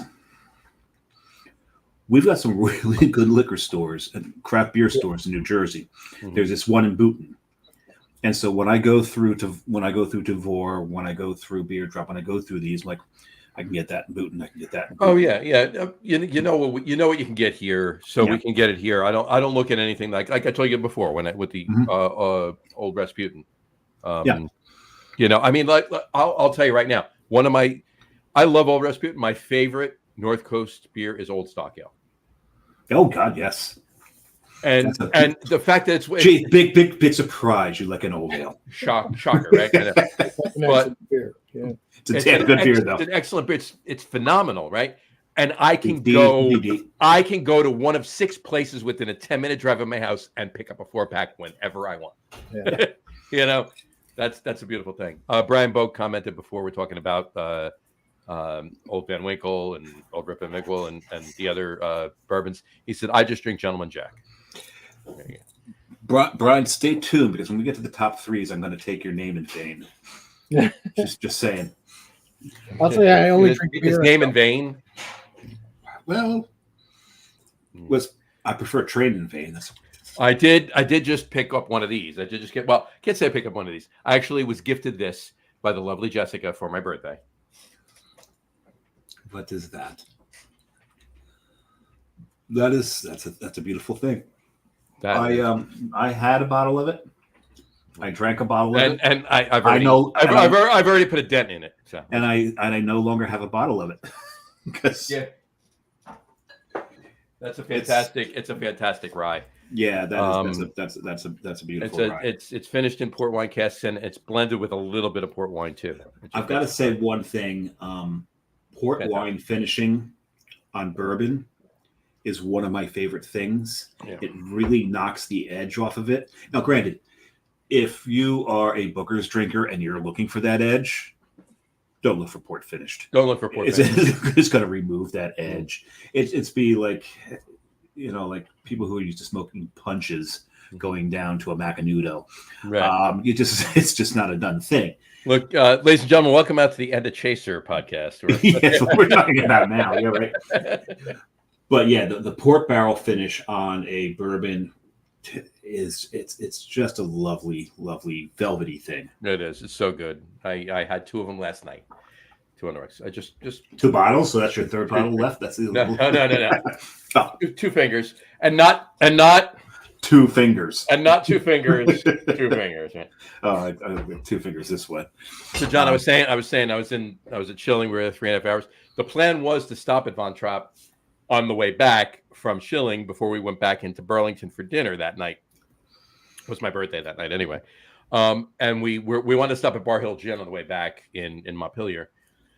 And we did, but it was too late to stop at Von Trapp. So we actually drove up there on Tuesday before we left. We went to Von Trapp and I brought home a nice little thing. But I got to tell you, Von Trapp was so, I mean, beer aside, and we could talk about that all night. We did last week on the show. the place is gorgeous. It's Yeah, just I've seen pictures. beautiful. Unbelievable. It's just, and I have a picture. I'll put it up really quick right now. Just to show you. If we could get back to it. We've got to fill time here, John, while he searches through his photos. No, it's right here. Oh, it's right there. That was right quick. We may be Von trapped in a lull. Von trapped in a exactly. It is. It's right there. It's just right there. Right. No, I know where it is, but I'm like, there's so many pictures. Here it is. Okay, there we go. It's not on the screen yet. No, it's not. There we go. That's it. And if you look at the top corner, you can see the ski slopes at Stowe in the background. And there's an area in the back, right, where you can sit out in huge green area and huge green area. And you're looking out over all this wooded area, and it made me so. I'm like, oh, this is what I want. And I want to open a brewery like this in Vermont, retire up here, and just enjoy. And they got a hill that you can run up and twirl your dress around and talk about how the hills, how they're alive with the sound. How the hills have eyes. No. Oh, they're alive. Oh, live. Different God, movie. the hills are alive. That's even worse. Different movie. One of the things about them too is that, I mean, for a beer, for a brewery as well regarded as they are, they could just brew their own stuff and be sought after and thrive forever. But they do so many collaborations. They do. I think that's fantastic too. You know, I've never had a Fox Farm beer. I'm trying to find them, but they. Oh my God! They did an Narragansett collab, a fest beer that was fantastic. That I did get. So many other good beers. That the Maple Rauch is a collaboration, I think, with the. Wait a second. Smokehouse. Hold on, John. 1 second. Jersey. Johnny, Jersey Johnny. That is one of my sought after beers. It wasn't there, and I got to tell you, the Maple Rauch. I have to find that. I have to get that beer. All right, but beyond that, they had the Uber Trosten, right? And it was a smoked Dunkel, I believe. Oh, they did a Dunkelweizen with Trogs too. Yeah. Fantastic. Yeah, and they literally ran out of it the night before I got there. So if we had gone there on Sunday on the way back from Schilling, I would have had it. But we went on Tuesday and I didn't have it. So my staying at Schilling 2 hours longer than I was supposed to cost me from having that beer. Not the worst thing. It's not the worst thing. No, I'm upset by any means, but I do need to find that Maple Rauch. But if Schilling were to burn to the ground, we would know why. At any rate. Yeah. but Guru, next year I do plan on hitting Fox Farm. I'll grab a bunch, and if you haven't had any by then, I will send you some. I got to get up to Fox Farm too. I got to get up there. I was there once, but it was during COVID. You placed your order online, you pulled up, you popped your trunk, they put the beer in, you yelled thank you through the back of your car, and drove away. Yeah. You weren't even allowed to roll your window down. Yeah. We went through that here too. Yeah. So it's the same at Reformation and some of the other breweries. Hence the rise even higher of these online beer ordering. Yeah, that's again that's when. And we're back. 2020. That's when I discovered Craft Shack, and they may have been around before that, but that's when they've been around a little bit, but we've mentioned a few other services, right? Beer Drop. We actually I don't know if you did, but I wasn't even aware of Beer Drop until we had Josh Schaefer on Josh on the show, and who was working out at what was the brewery he's working at? Something and something. Finkel and Garf. Finkel and Garf. Yeah. Oh, Finkel and Garf makes such good beer. Yeah. But that's why I remember during the show, I placed my order during the show. During the show, you did. I was entering my credit card information during it. Well, that's what he said at Finkel and Garf, because we were asking, we're like, okay, Josh, we need to somehow, get some of the Finkel and Garf beer. It's in Boulder, Colorado. He was on the show from there. And he's a Jersey guy. And we had him on the show. We knew him. He's from Jersey, went transplanted out there. And he's working for Finkel and Garf. He did work for Black Project, spontaneous fermented. Yes, Black Project. As a matter of fact, some of the stuff I've gotten from Tavour comes from Black Project. Right. Yeah. So, and then he went to Finkel and Garf after that. But he was talking about the fact that Beer Drop had their beer, and they shipped to Jersey. So we went right on and boom, ordered beer from Beer Drop. So that was the first, introduction to Beer Drop that I had. But now a behemoth, obviously Halftime is a behemoth, right? And Yes. they're working with Untapped. They're working with. You've really got to sort through and put the filters on if you want to actually figure out what you want to order. Right. They're working with. They've been working with Beer Advocate for the Extreme Beer Fest boxes now that they're not doing it in person anymore. It's all Right. you get your EBF boxes. That's all Halftime. So they're a behemoth, but Tavour has a pretty cool app and a pretty good stream of really good beer coming through there. And they don't overwhelm you. No. They don't underwhelm you either in that same regard. Well, what they do is they replace quantity with quality. Yep. And I'm looking at Beer Drop right now. Mm-hmm. There's not a lot of beer on Beer Drop right now. I looked the other day too. Yeah, but they have Schilling. They have Weldworks. There's other half. They've got Equilibrium. They've got Tilted Barn. Mm-hmm. Interesting. Which is all of those from Halftime, by the way, except for I gotta be honest with you. How weird would it be? And I do have some Tilted. They have foam too. Enegren, my Enegren source was Craft Shack. And if they still had Enegren, I would buy boxes just of Enegren. But for some reason, they stopped selling Enegren, and now Halftime has it, which is, it's from Moorpark, California, right? Yeah. And all the way across the country to New York, but I can get it there.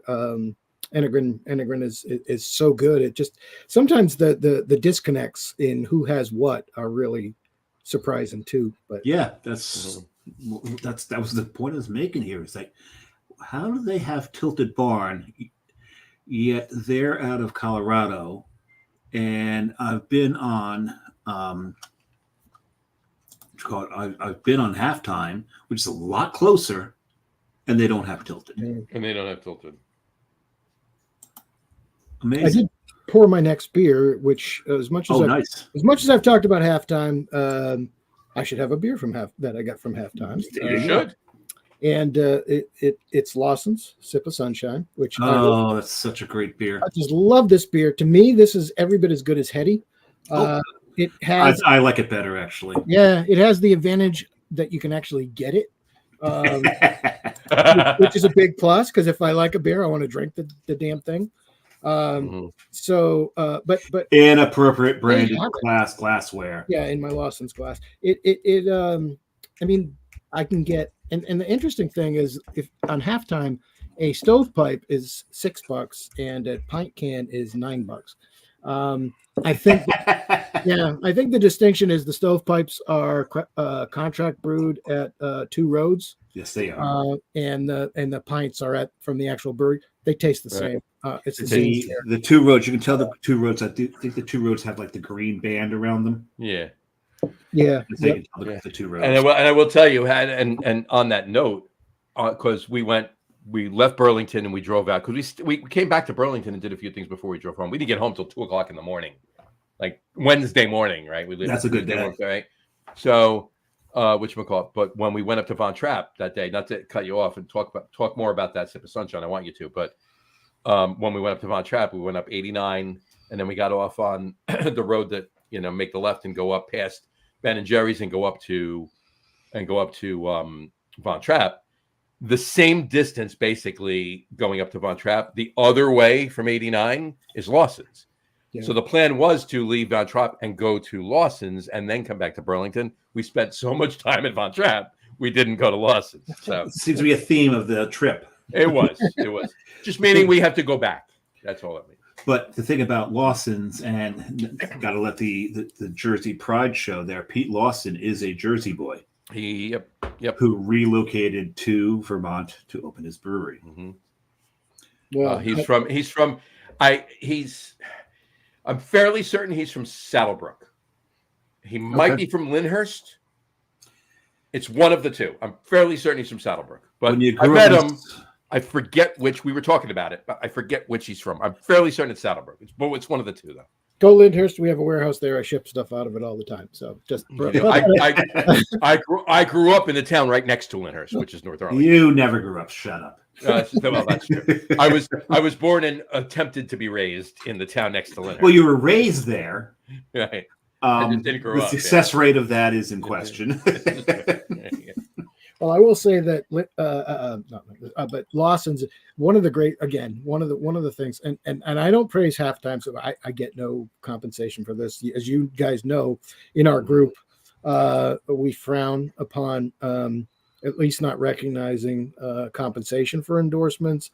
Right. Well, I've received free samples in the past, but when I do, I make a donation to charity in equal amount to the value. That is a good. That's. Awesome. And I got to give Doug Smith credit for that because it's something that we've always done, but it was his idea. But what it does is it takes. I mean, you. Holy crap! That would make Cthulhu broke. Well, I mean, there's no incentive. You'd be in the Poe house. You'd be in the Poe house. Yeah. This is true. You wouldn't love craft anymore. I love it. Yeah, and the puns are flowing freely on. But the point is that's an open. Hang on. I'm not going to give a biased opinion in hopes of getting more freebies because I really don't get any freebies. Right? I'm gonna donate something to a charity in equal value. But what I've had this isn't the only great beer from Lawson's that I've had, which was my point. I've had a lot of great beers from Lawson's, all from halftime, and they give me access to them. And I think really of all the services I've used over the years, halftime has got to be the best. Their customer service is great. Anytime I've had a problem, they've been great about it. To be fair, Craft Shack, their customer service is really good too. Mm-hmm. Neither one of I've never had a damaged product or broken product from either one of them. Craft Shack, their vendors, if they send you bottled beer, they have them tape up the caps, which I think is good too. Yeah, so they're both really great, but halftime gets the edge. They just for me go over the top. So. What's your experience with Tavour? Again, they don't. He has an order. They don't ship. They don't ship the. Oh, that's right. You can't. The thing with Tavour, John knows this. I found out the hard way. Do not order from Tavour after mid-November.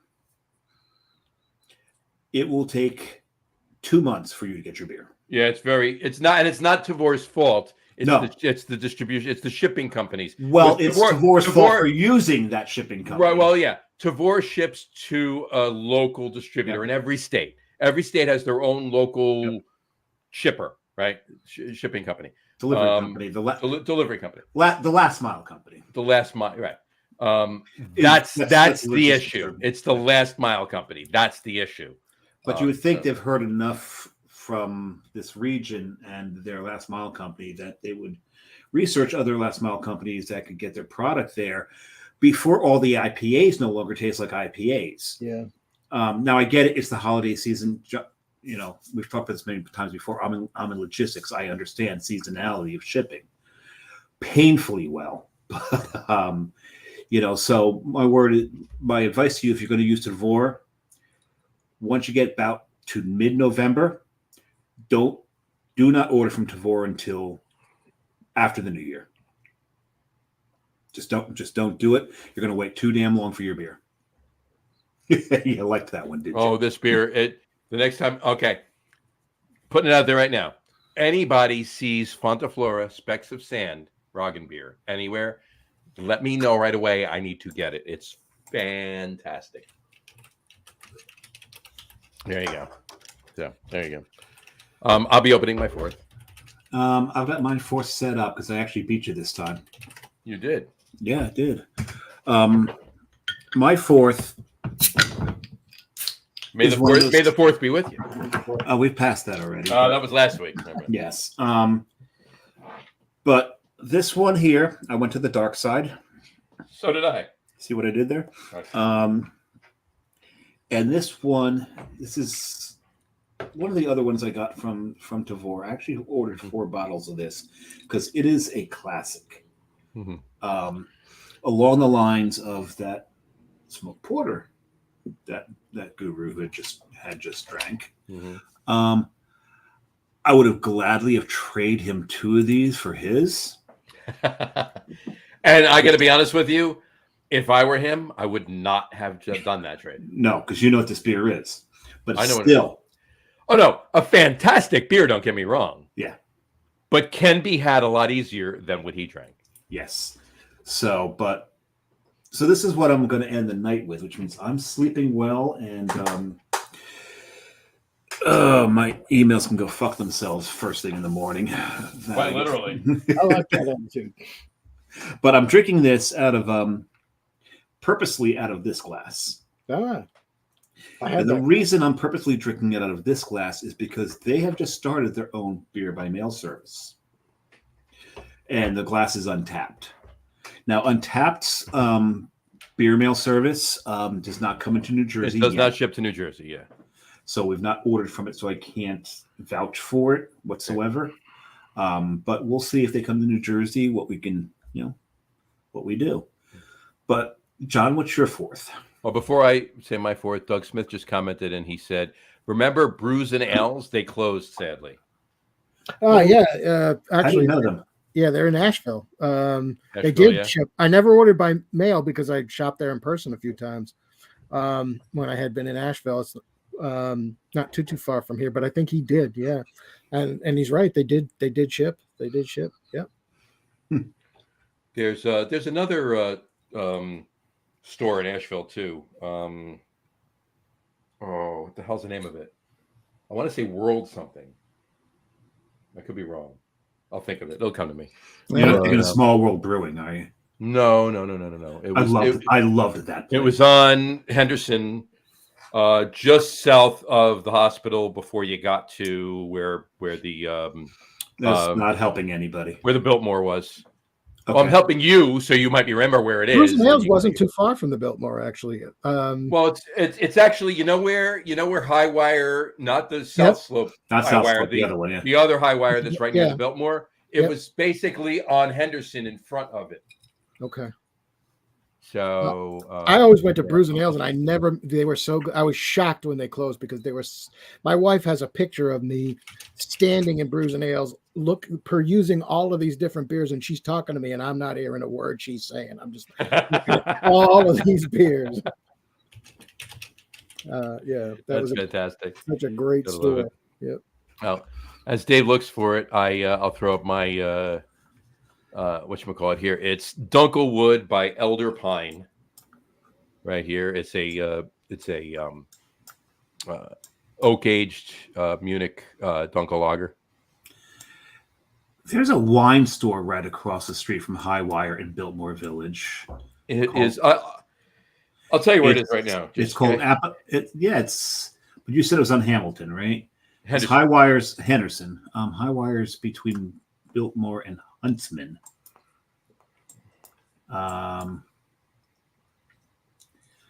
Going through the maps here, I don't see. I can see right where it is. Hold on one second. This is enthralling. There's Hendersonville Road right there. So this is enthralling for our listeners. As I've got to tell you my Highwire story. I love Highwire. They're first time I went to Highwire, it was not intentional. My wife and her sister, we were staying at a hotel not too far away, and they dropped me off at Wicked Weed and said, "Go have fun and take a cab back to the hotel." Bad idea, but they did it, and so I leave Wicked Weed, and Doug had said, "Oh, you got to get to Wedge." Now I'd never been to Wedge before, so I'm on the way to Wedge. I never made it to Wedge.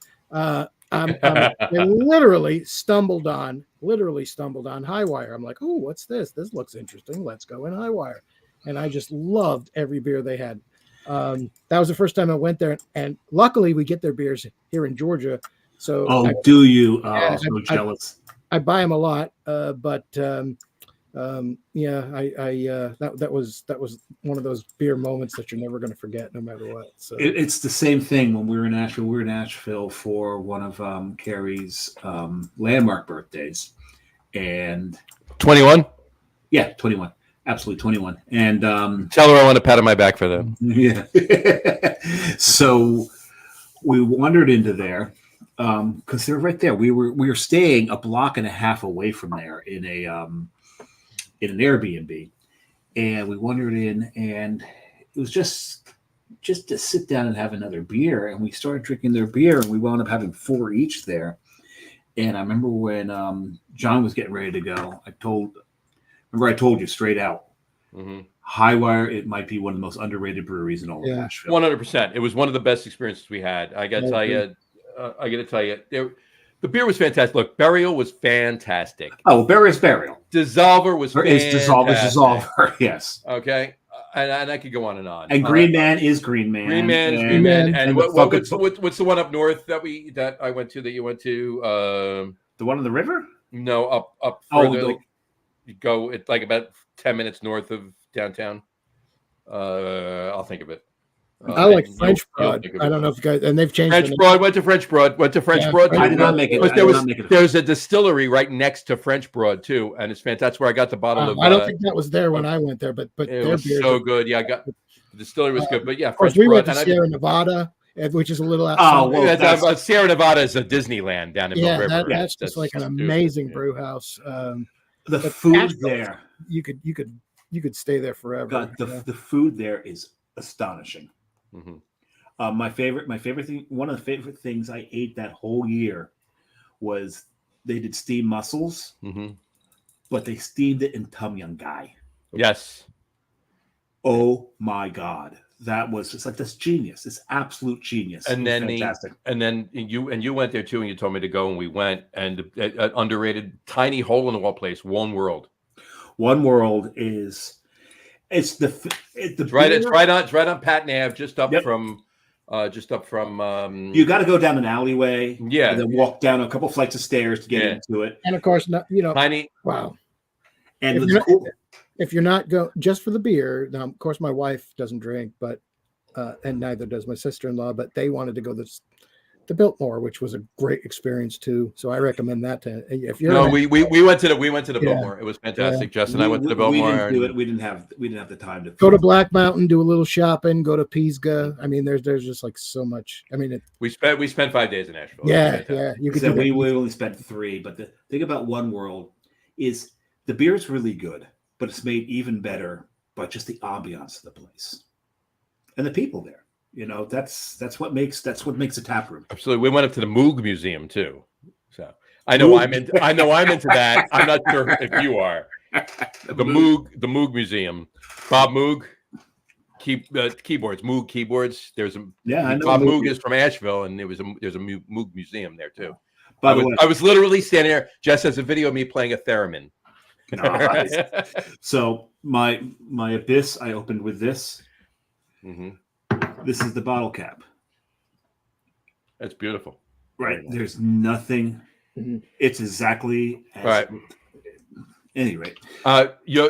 Remind me, we need to talk about that. We need to figure out what company that is, because I'm ordering them, and they may or may not have a wave on them when I order them. That's besides the point. They should probably put a wave on them. Yeah. And the handle, rather than black, should be like dark blue, I think. Or teal, maybe. Yeah. You don't want to get confused with Miami too much. That's true. Maybe go a little with your darker shades. A little darker. A couple of comments from Doug really quick. He said, brews and ales shipped all over all the great Asheville, North Carolina beers.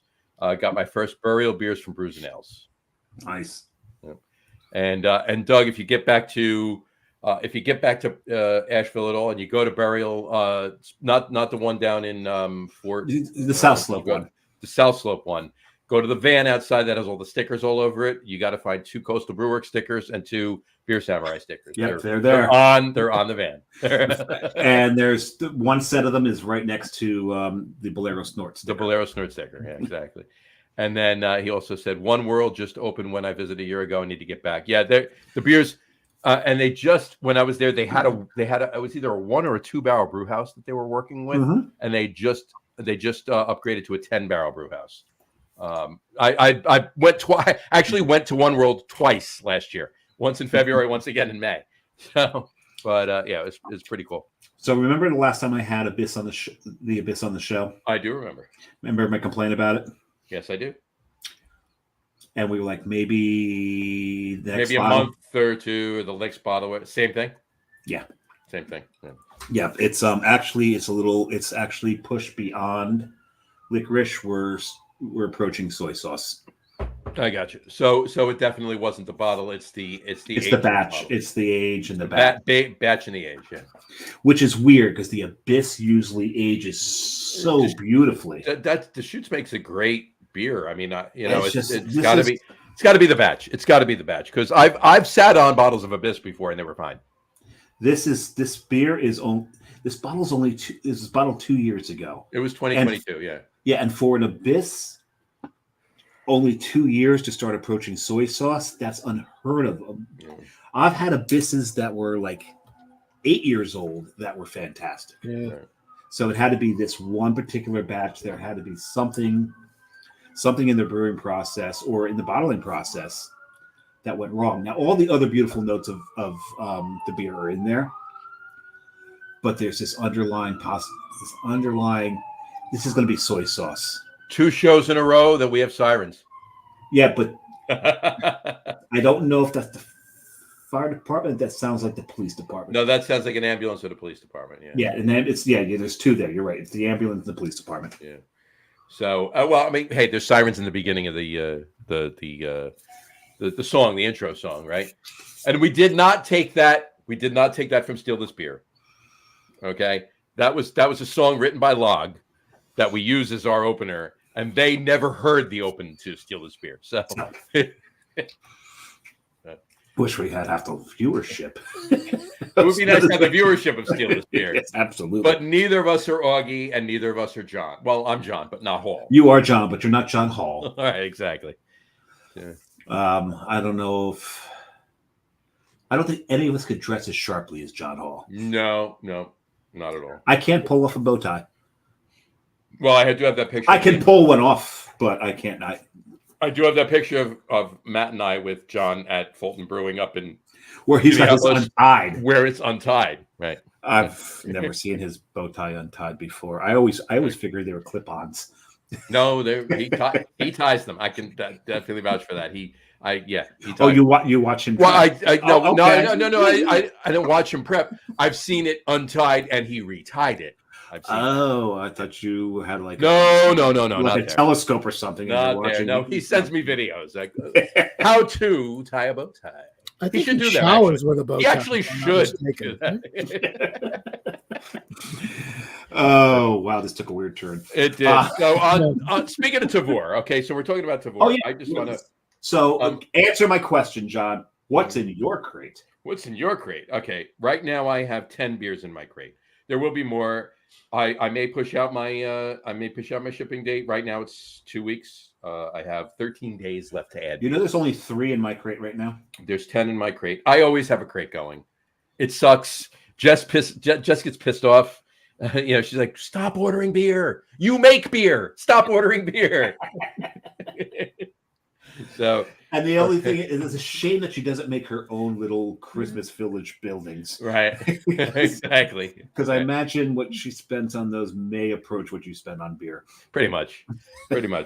But right now I have 10 beers. So I'll just tell you right now, I have an ESB. I have a Helles Lager. Okay. I have a Helles Lager. You have another Helles Lager. I have a Kolsch.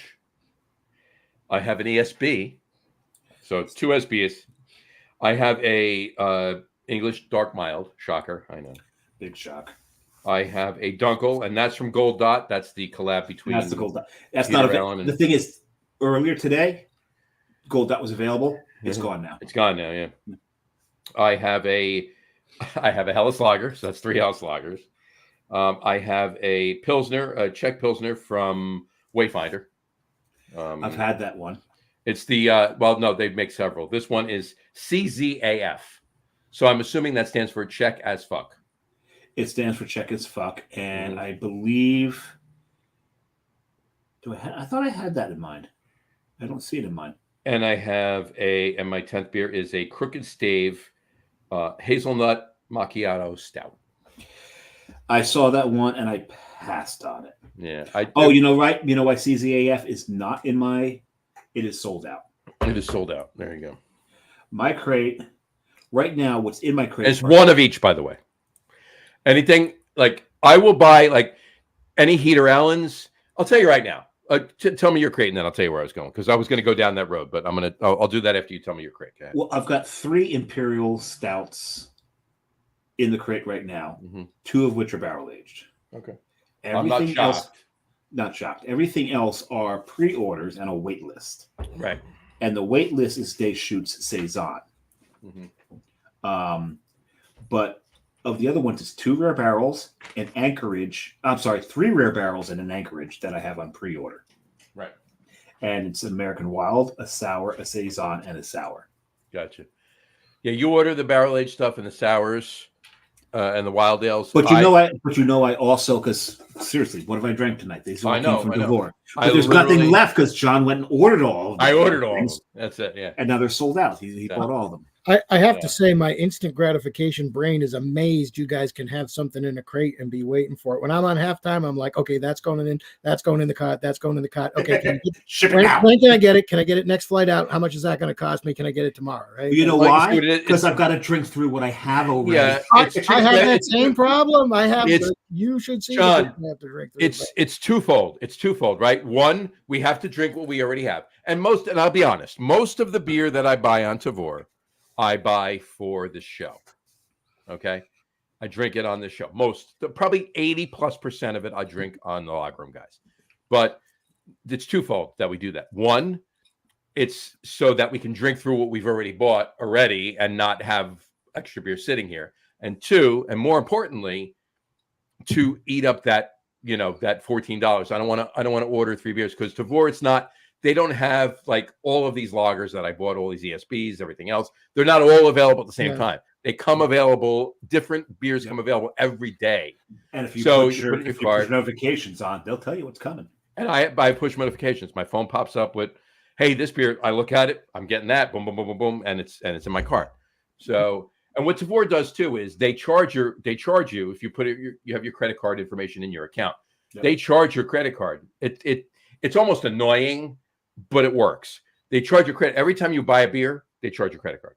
It's not. They don't charge you when when you're done and you're closing out your cart and shipping.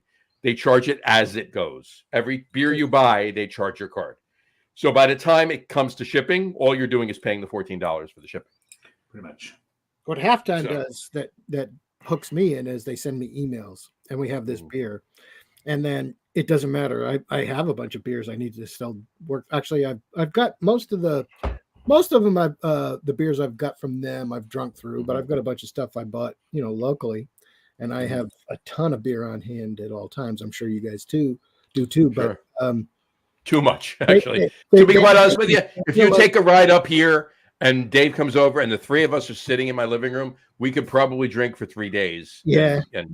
You can see this is just a very small portion of what I've got set aside. There's a rack over there, and there's what's in the beer fridge as well, and then there's what's actually out in the kitchen. So yeah, I've got quite a bit. I mean, granted, it's not like Brian Ultra level of that's spreadsheet. I'm getting there. I'll never do a spreadsheet. I'm getting there, but yeah, you're getting back there. I'm getting back. That's true. I'm getting back there. Yeah, I was there, and then it kind of all went away right away. Oh, I was there as well, but then what wound up happening? I wound up drinking through my cellar because when you get divorced, all the fees that are involved in that, really, you got to cut some things out. So I wound up drinking. Why don't you tell me about that? Because I don't know about that. Yeah, you've been through that. Where luckily, my wife is addicted to crafting and scrapbooking. So your wife is addicted to you. That's the important part. Like I said, my wife is addicted to crafting and scrapbooking. So she's got as much of that stuff as I got. So it kind of balances out. We got a couple new comments. We do. Tommy BP from Twitch says, "Hey everyone," and then he said, I'm really into Coors Banquets. Do you guys have any new recommendations? Well, if you're drinking Coors Banquets, God, I used to love Coors Banquet. I gotta be honest with you. I know obviously craft beer. It's a craft beer show. I'll give you one example. Like there's a hot dog place up in North Jersey, Ruts Hut. Right? Ruts Hut. Now there's a great brewery across the street from there now. Ghost Hawk Brewing, one of my favorites. Before that, there was no beer there, right? So if I wanted, and they don't have any craft on tap or in bottles or anything there. But if I wanted a beer when I was sitting at the bar having several hot dogs and chili and everything else, I would have a Coors Banquet. So I will drink a Coors Banquet. And I would actually sometimes I do that. Sometimes I do the Miller High Life. Yeah, Miller's a good choice too. They have that as well. But now pay attention to what we drank earlier on the show. Yes. These are what we refer to as gateway beers. Yeah. These are, so John started at the top of the show with a Helles Lager. Mm-hmm. A Helles Lager is a fantastic gateway beer into craft beer from what we refer to as big beer in the U.S. And this is Coors, this is Miller, this is Budweiser, all of those.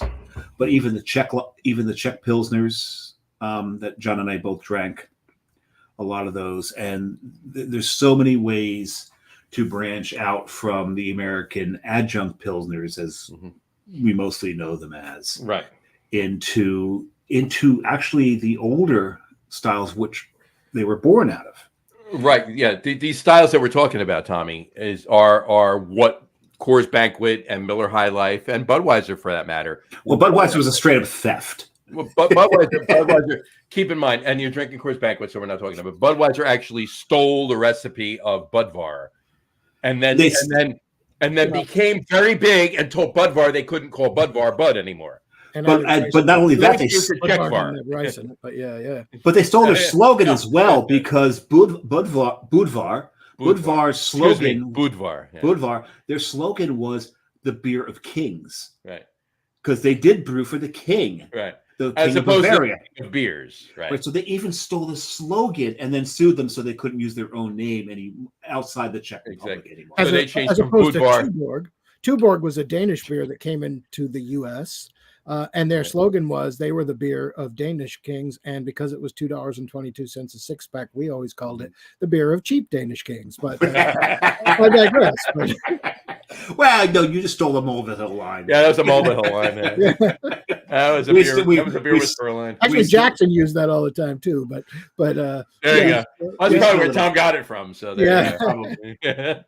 I will say though, that's an interesting point. That's about the Coors Banquet beer, because we haven't touched on beer smuggling, and in the late 80s, and you're in Georgia now, near the Smokies, so yeah, this took place in my experience in the mid to late 80s and the early 90s. You could not get Coors in the East. It was not exported, and there was there was an interesting movie made in 1977 on this particular topic. Yeah, there was a black tram involved in people would come with cases of Coors beer, and people would pay through the nose for it. I remember people would come in the liquor store and ask for it on the hush hush, and some people would have it, and you had a source that could get you Coors beer, and that's actually pretty interesting. They did something that Budweiser didn't, which was make it scarce, right? Keep it local, and right.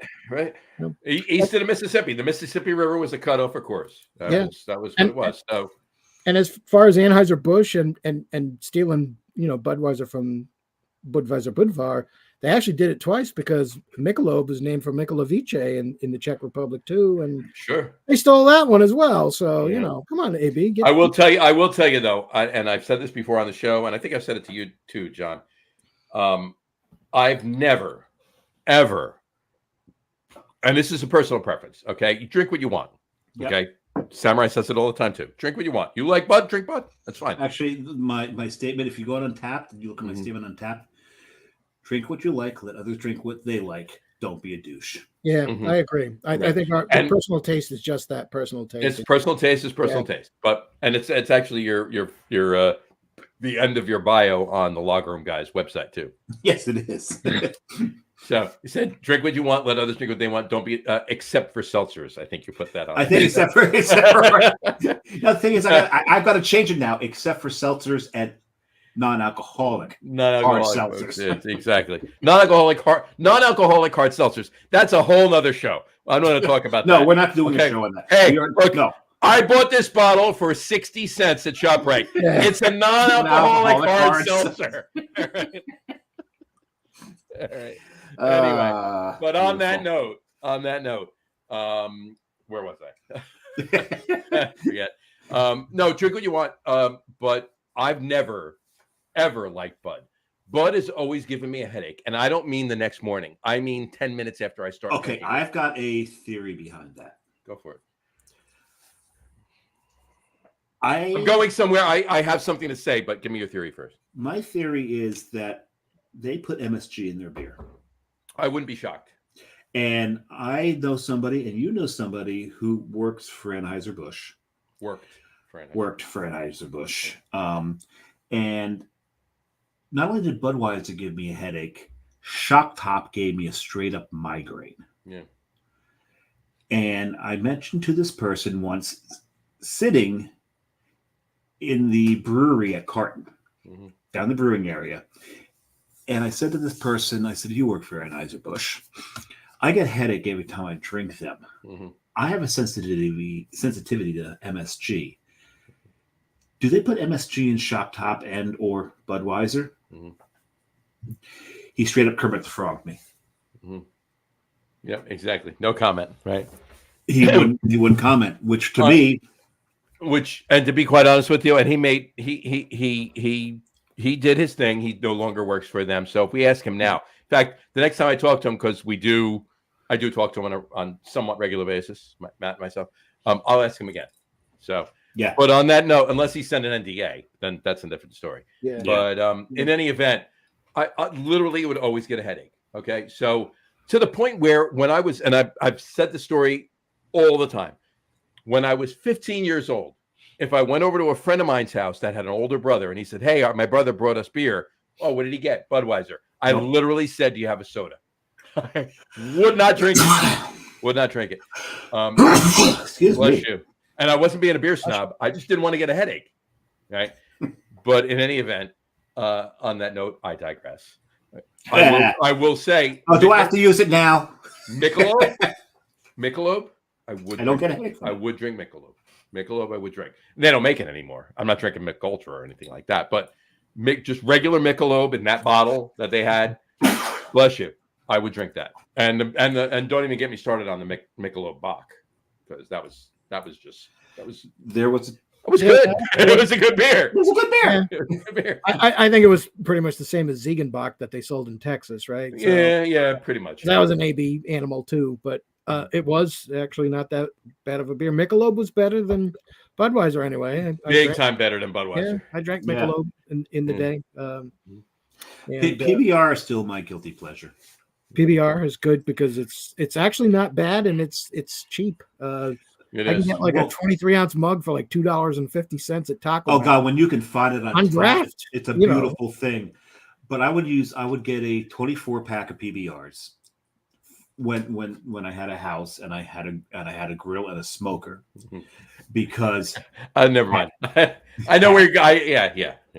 Oh no, even when I rented afterwards, but okay. I had my grill out there. When I had the smoker going, the PBR, as most guys who grill and smoke know, your timing mechanism are your beers. Oh yeah, absolutely. Right. So you finish a beer, you add another log to the fire. For me, it was 2 beers and I added a log to the fire because it's PBR. It's PBR 12 ounce cans. So I did that too. Like if I'm drinking a beer that I'm as the kids say these days, crushing, right? Crushing. Then it's 2 beers. If I'm drinking a beer that I'm enjoying, it's 1 beer. That was my thing. Yeah. Or is my thing, I should say. I still smoke beer. I still smoke beer.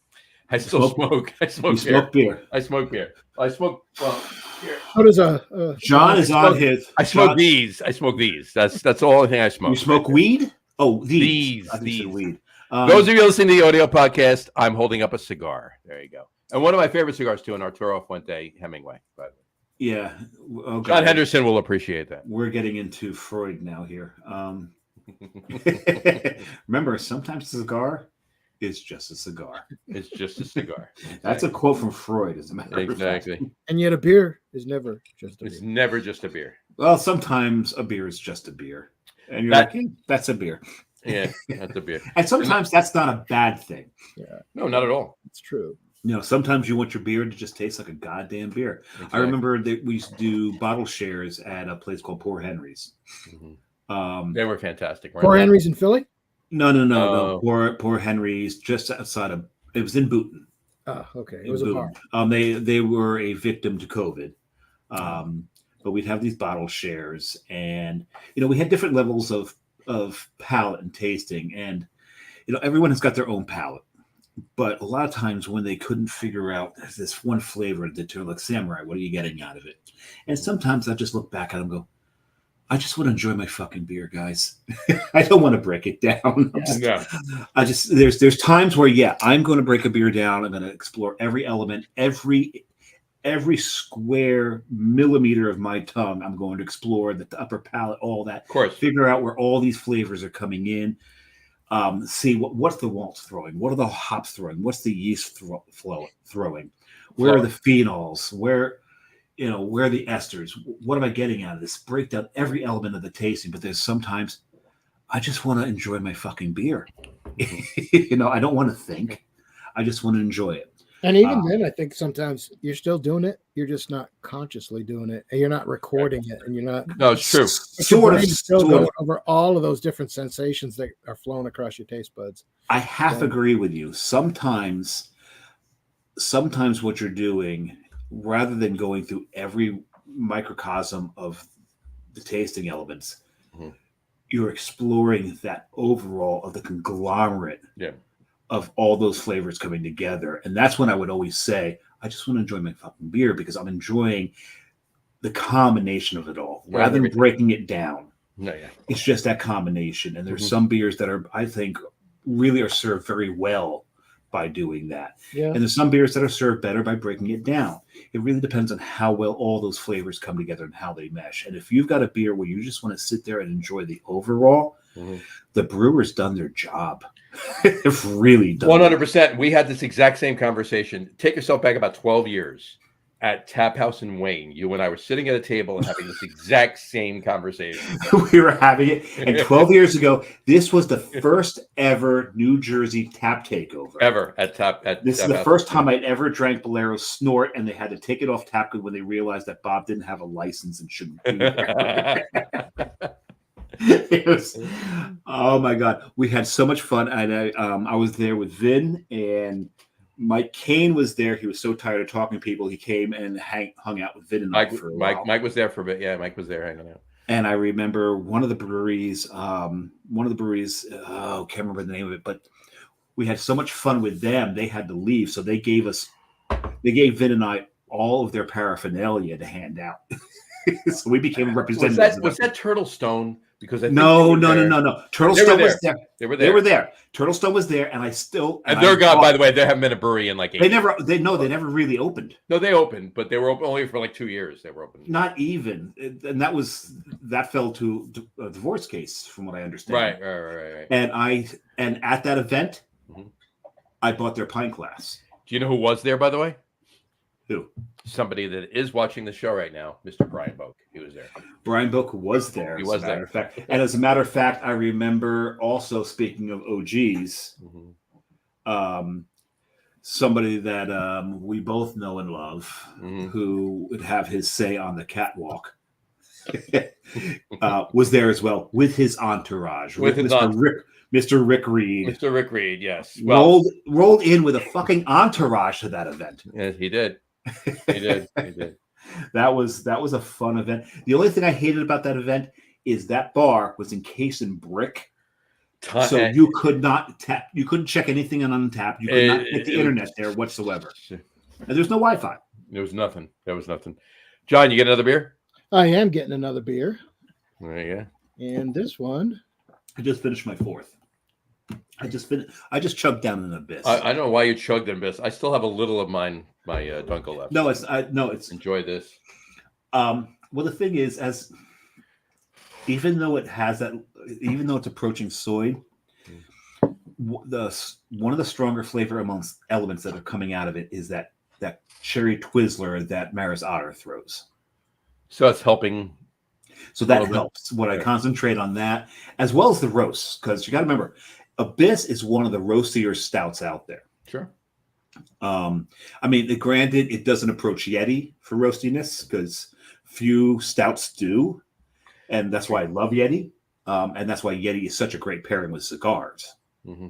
Is because that high level of roast to it. Yeah, but Yeti's very good when it comes. And what did Nietzsche say about the abyss? He said, "Beware when you stare into the abyss, that the abyss does not stare back at you." They're back at you. Yeah, exactly. So we are offering both beer and philosophy on our show tonight, right? I'm gonna spend the rest of the show staring at the abyss. Staring at the abyss. I have a beer for you guys that I got from the microbrew beer. I got it's Dick's Cream Stout. Jesus Christ! I knew you guys would like it. There is no Dick's Cream in this beer, I will tell you, or I wouldn't be drinking it. I got this as a gift at Christmas. I got a 2. So someone gifted you some Dick Cream. Well, they gave me a 2-month membership to the Brewed Beer of the Month Club. I'm not sure it's the same one as the 90s. I don't think it is, but yeah. But no, I think they shut down. I do have it in a Hales Ale glass now. This is the first time. When I was in Seattle, I went to Hales. They were phenomenal. You guys know that normally I like to. Wait a second. Hales Ale in Seattle? Hales Ale in Seattle. Yeah. They closed recently. That's why they're not popping up in my research. Yeah. Because I'm going to Seattle. Oh, my God. They were so good. I spent hours there when I went on one of my 2 visits. I will tell you that normally I like my beers to go into. You guys know this, the brewery branded glass, but with Dick's beers, Dick's don't care where they go. So it's not so much, it's not so much of a concern. So. As long as it goes in your face. Yeah. Not your face. I was talking about your face. Oh my. Sorry. Very true, sir. Very true. Actually, though, the interesting thing about this beer is that Dick's has been around for a long time in Centralia, Washington. And I had this beer. I don't know if I got it from Microbrew Club or from Beer Across America, but I had it in the 90s from a beer club. And now I'm having it again 20-some years later from a beer club. So it's actually pretty cool. And one of the reasons I thought it was apropos to the show tonight. So 100%. Well, aside from the fact I thought you guys would really love it, but yeah. So, but here's the thing: about 50% of our conversation is not apropos to the show tonight. That's true. That's true. And on that note, I'd like all of us to say, and I'm pretty sure he just joined the show. He can comment if he wants. Hi, Jim. Jim Healy. Mr. Healy, how are you, sir? There you go. Oh, I haven't seen Jim I haven't seen Jim since the launch party at Cloverleaf. At Cloverleaf, yeah. Yeah. There you go. So yeah, he's done. That was a couple of years ago. So yeah, I miss Jim. Yeah. So hi, Jim. He pretty sure he's watching right now because he just liked it and one new viewer popped up. So I'm assuming it's him. Came up, liked it, logged off. Yeah, he may very well have done that, but. In any event. All right. I'm ready for our top 3. What do you think? Oh, I thought you say you're ready for your 5th. No, if I'm going to have a 5th, I got to go downstairs and get it. I just have to go right there. I know you do. You have a fridge there. I don't. So, I may open a 5th just to try my new glass out. Try your new glass out. I just got a glass today. It's not branded. I'm going to disappoint Guru here, but I thought it was really kind of neat. It's a mushroom glass. A mushroom glass. Look at that. I see no actual practical purpose for this shape. Mm-hmm. I do. The only thing that redeems it, there's a little talk about this. I'm going to go get my 5th. Go. There's a little bit of a flare to the top of it, which makes it possibly because there was those balls which just have the opening right at the top. To me, there's no point to that glass whatsoever other than to look neat. And I don't think there's much point to this glass either than to look neat. But the only... And to sell more glasses. Right. Huh? And to sell more glasses. And to sell more glasses. But the company that sold this is going out of business, so I got this at half price. Oh. I'm like, why the fuck not? But the only thing I think that would do any justice out of this would be an IPA. Or something hoppy. Right? That's about it.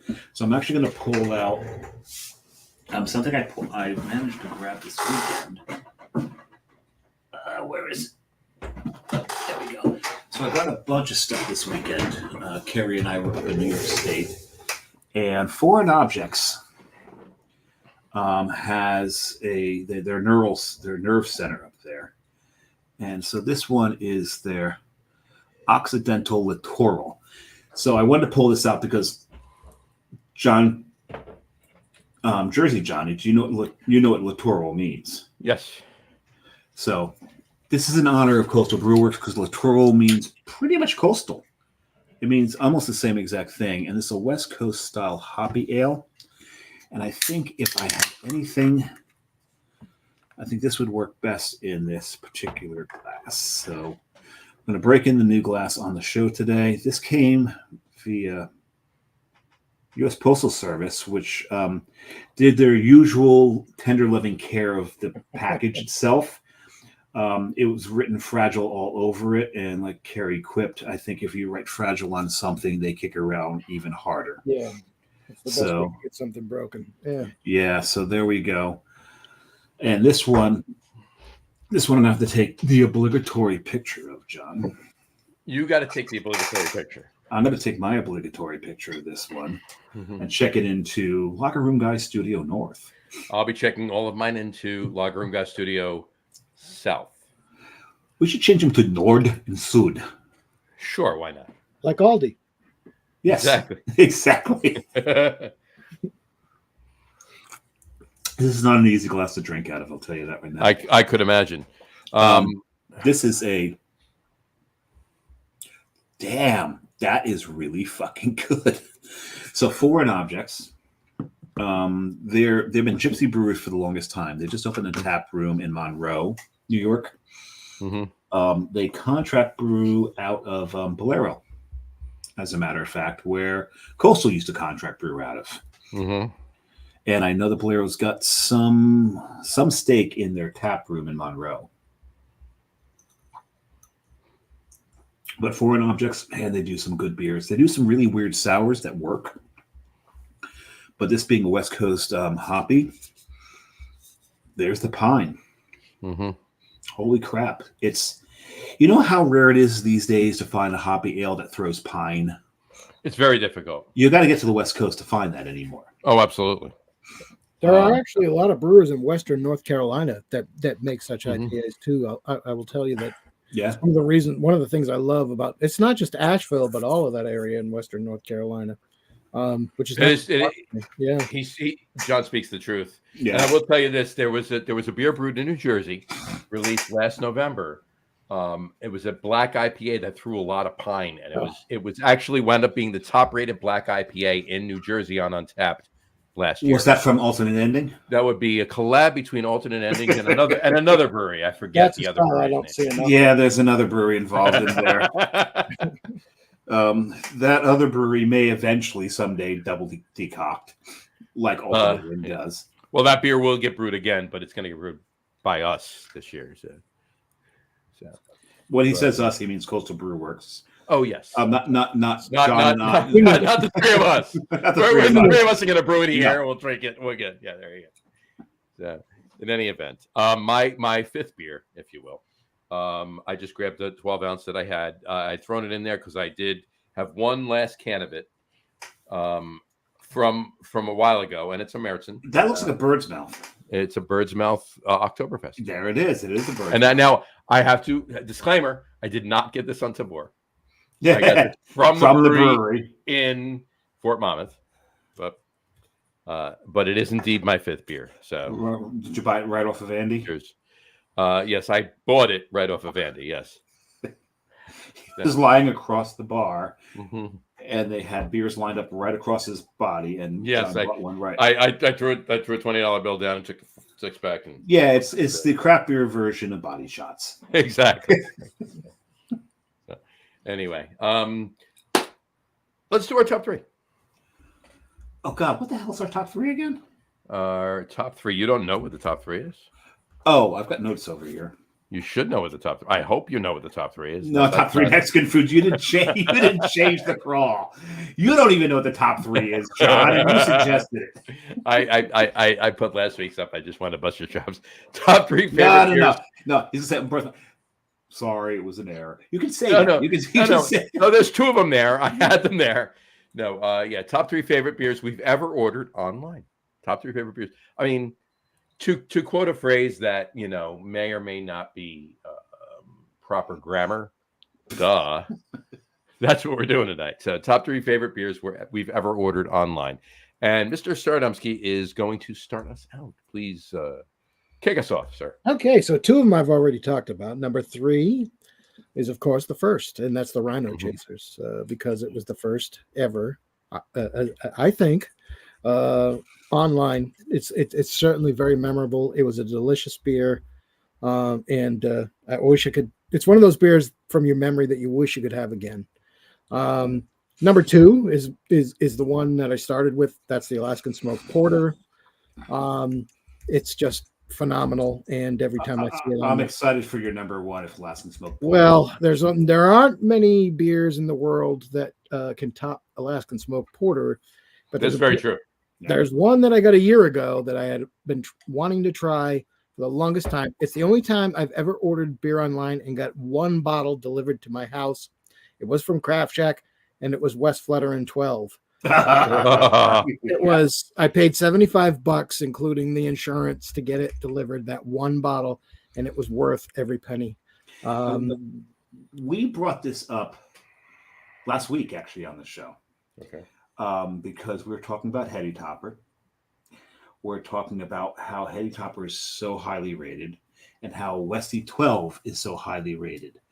And when we talk about Heady Topper, we did discuss a few other IPAs actually from Vermont that we think are better and like better.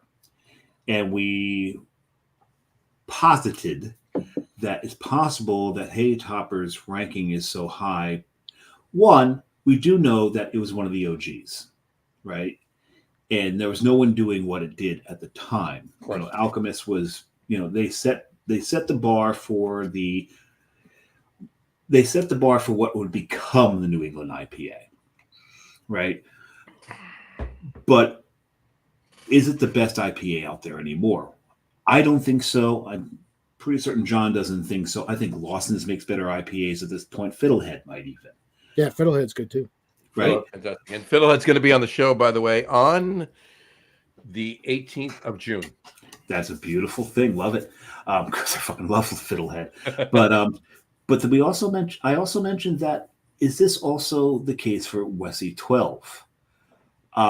Because there are other Trappist quads that I like better, and Westy 12 is considered such a sought after beer because it's so hard to get. Right. Now, mind you, and my statement it's a fantastic beer. It's fantastic beer, but my statement on this is I love Westy 12. I do too. I adore West Fluttering 12. But St. Bernardus. But St. Bernardus 12 is every bit as good as Westy 12, and I can get it at ShopRite Liquors around. Yeah, and I agree with you.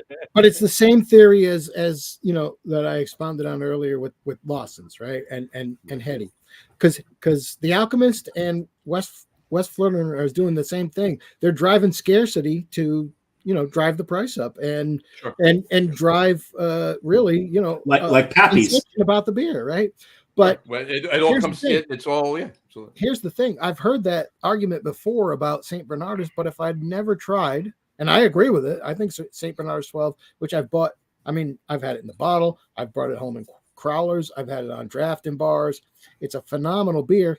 But if I hadn't bought that bottle of West Fluttering 12, I wouldn't know that, right? So absolutely, that's where I think being able to get access to it online it really was an amazing beer. 100%. 100%. It might be. I think it has a slight edge over St. Bernardus, but when you look at, then I'm going to use the same argument I did with Lawson's. I can actually get the damn shit, right? Which I can do with St. Bernardus, and I can't do. So, but that's exactly my point. Yeah. How much is it elevated because it's hard to get? Yeah, exactly. So, well, there you go. And that's a great 3-2-1 too. The Rhino Chasers, the Alaska Smoke Porter, and the Westie 12. Absolutely. Samurai, what are your three? Mine's really, or excuse me, what are your five? 7.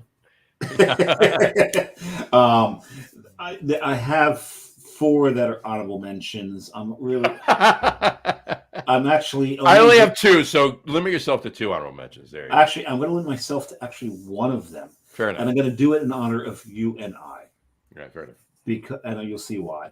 It's Emocan Charlie 1 from Forgotten Roads.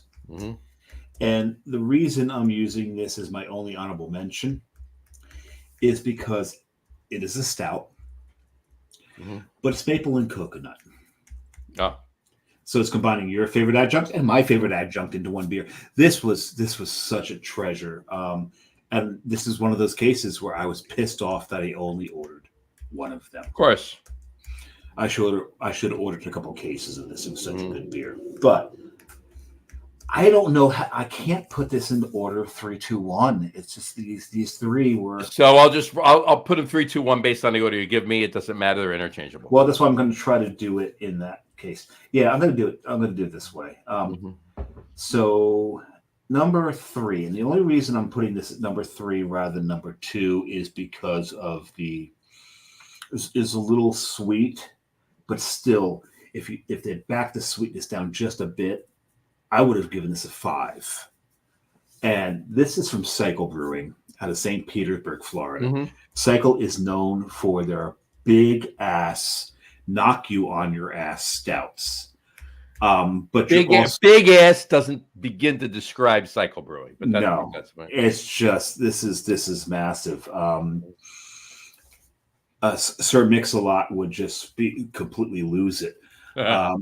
It's just they should brew a beer and call it Sir Mix-a-Lot. They really something because they're just, oh my god, this thing is. I like big stouts and I cannot lie. The other ones can't deny. The thing walks in with big roasty profile. We could write the parody all night. So, but there's they make a beer that I got off of Tavour, R1 Rare DOS. Wait, what was that? R1 Rare DOS, DOS, like disk operating system. R1 Rare DOS, right? Yeah. This thing is fudgy. There's vanilla. Yeah, I know. I just said fudgy. We're talking about butts. So you know what? No. I've had fudgy vanilla stouts from Cycle, so I know where you're going. But however, I haven't had this. But however, there was also cherry and smoke. Really? Yeah. Was there smoke unintentionally? Because sometimes that happens. Or I think it was unintentional, but the smokiness of this beer cut into that kind of marshmallow sense that you get out of these big vanilla stouts. Right. Where I don't know if this was a lactose stout or not, but just because if you want lactose stouts in the Tampa St. Pete area, you go to Angry Chair. Of course. Angry Chair seriously needs an insulin station. Their German chocolate cake stout is stupid. Oh my god! And the dark chocolate brownie stout. That's good too. Yeah. So these things will send you into a diabetic shock. Cycle does these big stouts. There's a sweetness to them, but it's mostly due to all the malts and everything else. I'm not really sure how much lactose they use, which is a good thing because they do use lactose. And I've always said, if you use lactose and it changes the mouthfeel, you've used too much. You use too much lactose. Absolutely. Yes. If you can use just enough lactose to enhance it without changing the mouthfeel or making it overly sweet. You've heard me say it many times. Lactose to beer is like salt on food. 100%. You use the right amount, you've enhanced your product. You use too much, you've destroyed it. Of course. And I've always looked at lactose that way. But this particular beer, that touch of smoke, and I don't know if it's from smoked malts or just highly roasted malts. But the smokiness and the cherry comes out again. I don't know if this is from Maris Otter. It was an intentional addition. but these things bite into that fudge and vanilla, balance it out into a cohesive whole. It was. I was really impressed by this beer. I thought they did a great job with it. Mm-hmm. The other one. By the way, that was his number 3, folks. Okay. Yes. The last 6 minutes was his number 3. And then he used the phrase cohesive whole to describe it. This is the second time you have impressed me tonight. So. Oh, we got to get away from the anal references here. The next one actually is we're going to go a different direction here. Ale Song. Ale Song, God, they make some good beers. Ale Song makes very good beers. I've got a bottle sitting back there. I can't wait to break into it at some point because it's a standard, not the standard. There's nothing standard about what they do, but it's the base version of this beer that sits at my number 2, Island Rhino Soup. This is the tropical version of their milk stout. It is aged on toasted coconut, in rum barrels. Very nice. And there's nothing at all that I said there that is wrong. Island Rhino Soup? Island Rhino Soup by Ale Song. This was RHINO or RINO? Yes, just like John's Rhino Chasers. Okay, so I'm gonna have to change mine because both of you have a rhino in your top 3s. Yes, you have no rhinos. I don't. You have no rhinos. If you need help, Doug Smith reminded me that Lost Rhino Brewing in Virginia. Oh, Lost Rhino, yes, very good. But they actually have resurrected the Rhino Chasers brand. So very nice. They did. Awesome. That's great. But also, John, you can also go into something like if there's any beers out there called like Nose Job because that's rhinoplasty.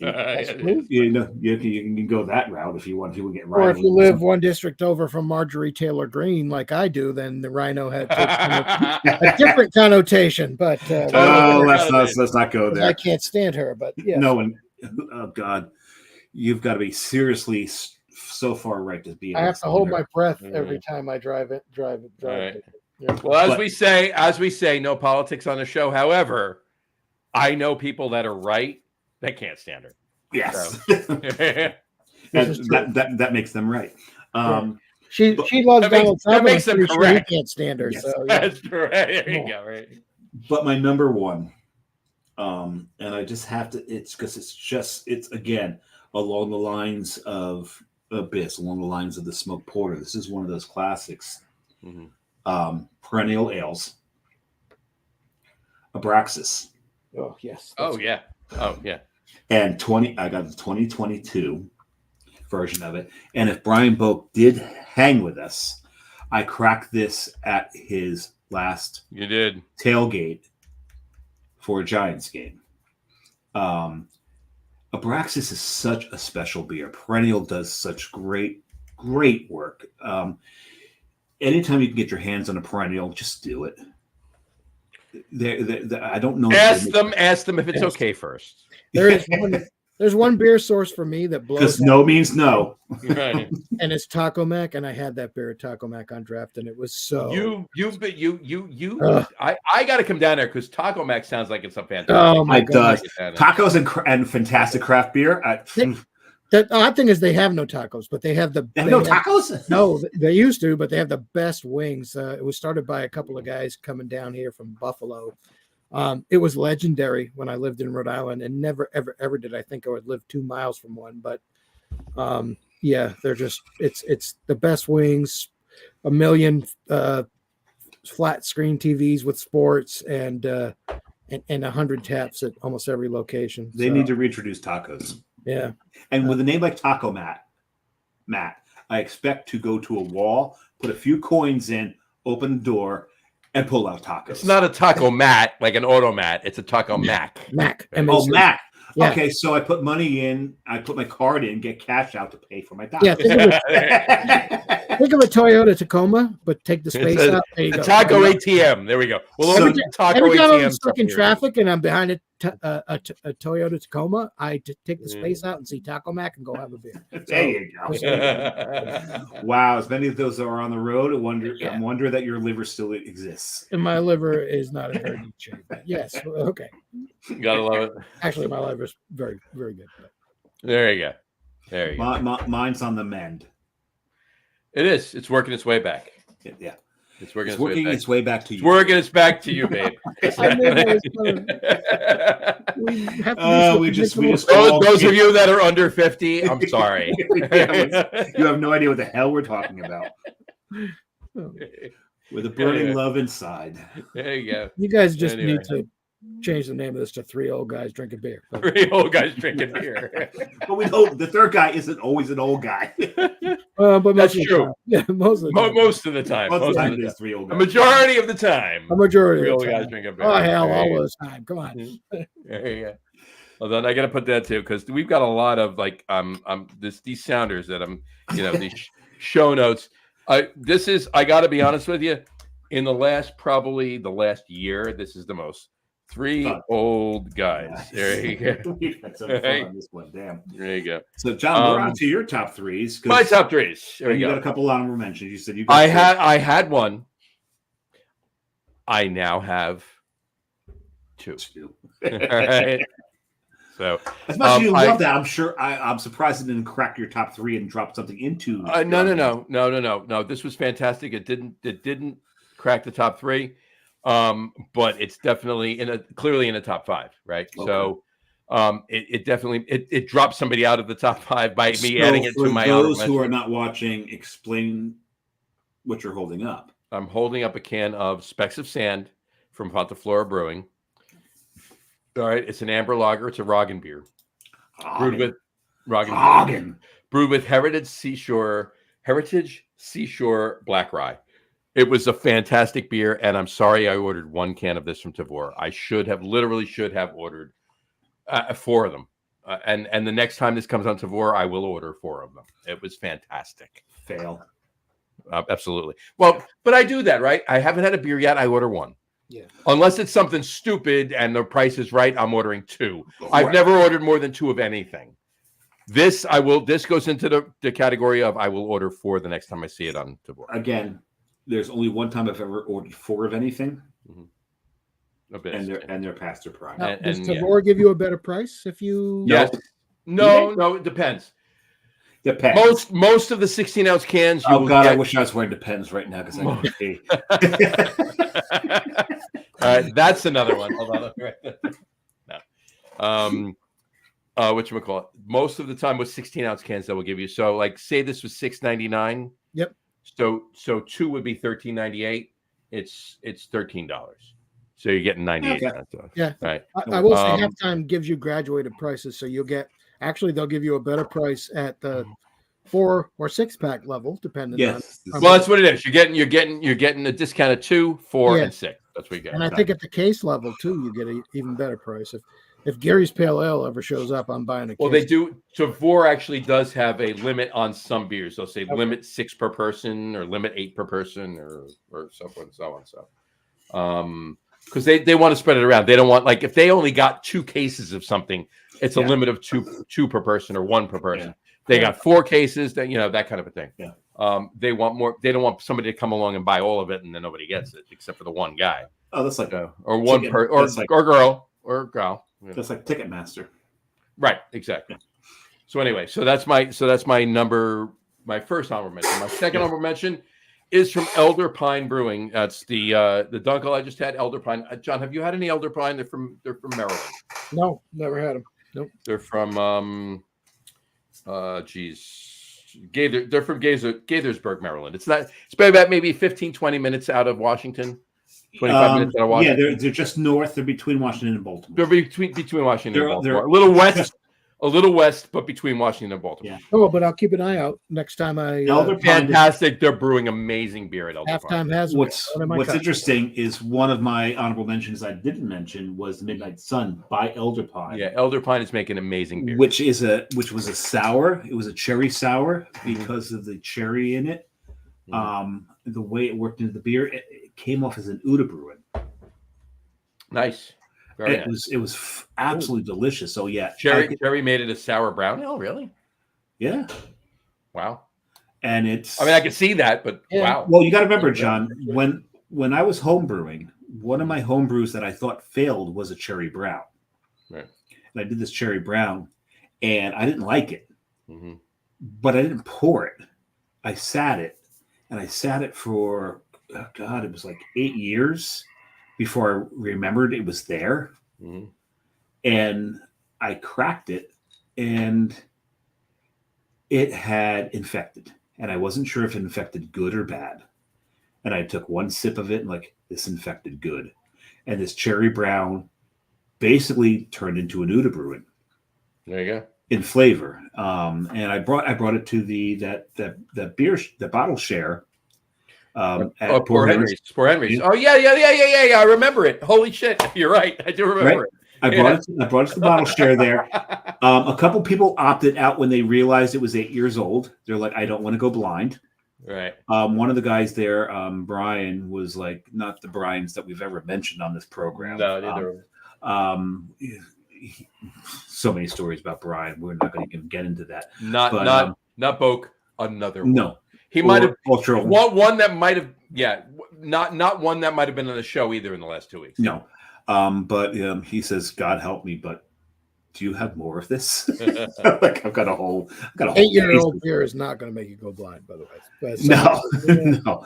But there was a few guys who were scared of it, and fair enough. But yeah, so this particular beer, it was a cherry sour, but it really threw off. And this Elder Pine Midnight Sun, it came off as an Udabruin in flavor, and I loved this beer. It was one of my honorable mentions that I failed to mention. There you go. Fair enough. You just mentioned it. So now you're on to your 3, 2, 1 here. So but the Tavour Pivo from Elder Pine was fantastic. So if you seriously, John or anybody out there, I'm a big proponent of Elder Pine. Fantastic brewery in Maryland. Yeah, very good. My 3, 2, 1. My number 3 comes from Chicago. That would be Revolution. I was gonna say it's gotta be Revolution. Revolution, and that would be a beer called Progress. But it's a Prague. Prague. Oh, don't talk to me about Prague. I'm not over it. I know. I don't know if Guru knows the story about We'll tell him. We'll tell him afterwards. Tell him after. Everybody knows on the show. Yeah, there you go. We'll tell you at the end. So it's a Czech dog lager. It's a Tavour Pivo, and I actually have another second can of it that I'm going. You're smart enough to order 2 of them. I ordered 2. Congratulations, John. So these I ordered 2, and here's the can, and there's Progress. There you go. Czech style dark lager. Tavour Pivo right there from Revolution. I've never had that one, but another beer that I got from Halftime was their Death Star. I drank it on my birthday, and that is a beer. I have to say it blew my world away. Yeah, I was going to say you probably don't remember much after that particular. No, Death Star blew my world away. Come on, guys. I know you. Help me here. This is an Alderon. I figured. I figured where you were going with that. All right. It was really good, though. Hold on. Based on what I said the other day, that's what she said. Yeah. There was John. I'll send it to you. Actually, I'll send it to you in when we're done with the show. Oh yes, that one is good. It's just all the attack on the Death Star. The attack on the Death Star. When Luke and Wedge and everybody were in the X-wings and they're in the trench. They're Hawkins. Hawkins. Everybody. They're what's we call everything they say is that that's what she said. Everything they say is that that's what she said. And it's Steve Carell doing that's what she said from The Office. Yeah, exactly. I'll send it. But it's all the different times he said it. It's not just the one time he said it. It's all different versions of every single one of them is a different time of him saying it. Yeah, it's wonderfully done. Yeah. But and you'll never watch that scene again the same way, ever the same way. That's amazing. So Progress from Revolution. Tavour Pivo is my number 3. We're still in your number 3. My number 2, I'll make them quick. My number don't bother. I do. My number 2 is I mentioned Phase 3 before. I mentioned the Rye Lager. That's my number 3. My number 2, the Rye Lager from Phase 3, fantastic beer. And my number 1, and Dave, you ordered one as well. Mm-hmm. From Kuhnen Brewing in Michigan. Fourth Dimension Old Ale. That was one of my other honorable mentions, actually. It's my number 1. So Is it? You know me and Well, you old ales, barley wines, and stick alts all make you a little. That's number one for me. Make you a little damp. Yeah. Exactly. A little damp. Sitting in a puddle. So sitting in a big puddle. So well, there you go. Those are my three. That was a beautiful, beautiful beer, and it was. I think we may have hit all of my friggin' honorable mentions now. I think we did. But Fraudulent Activity by Street Side, which is a hazelnut stout. That was the only honorable mention that was not mentioned, but now it is. There you go. Yeah, that works for me. All right. All right. So, in a nutshell, as far as I'm concerned, it's a hazelnut nutshell. It's hazel. Help! I'm in a nutshell. No, there we go. That was. Are you going to do? You're doing Marcel? No, I was doing Michael Myers from the first Austin Powers. Austin Powers, yes. Austin Powers, yeah.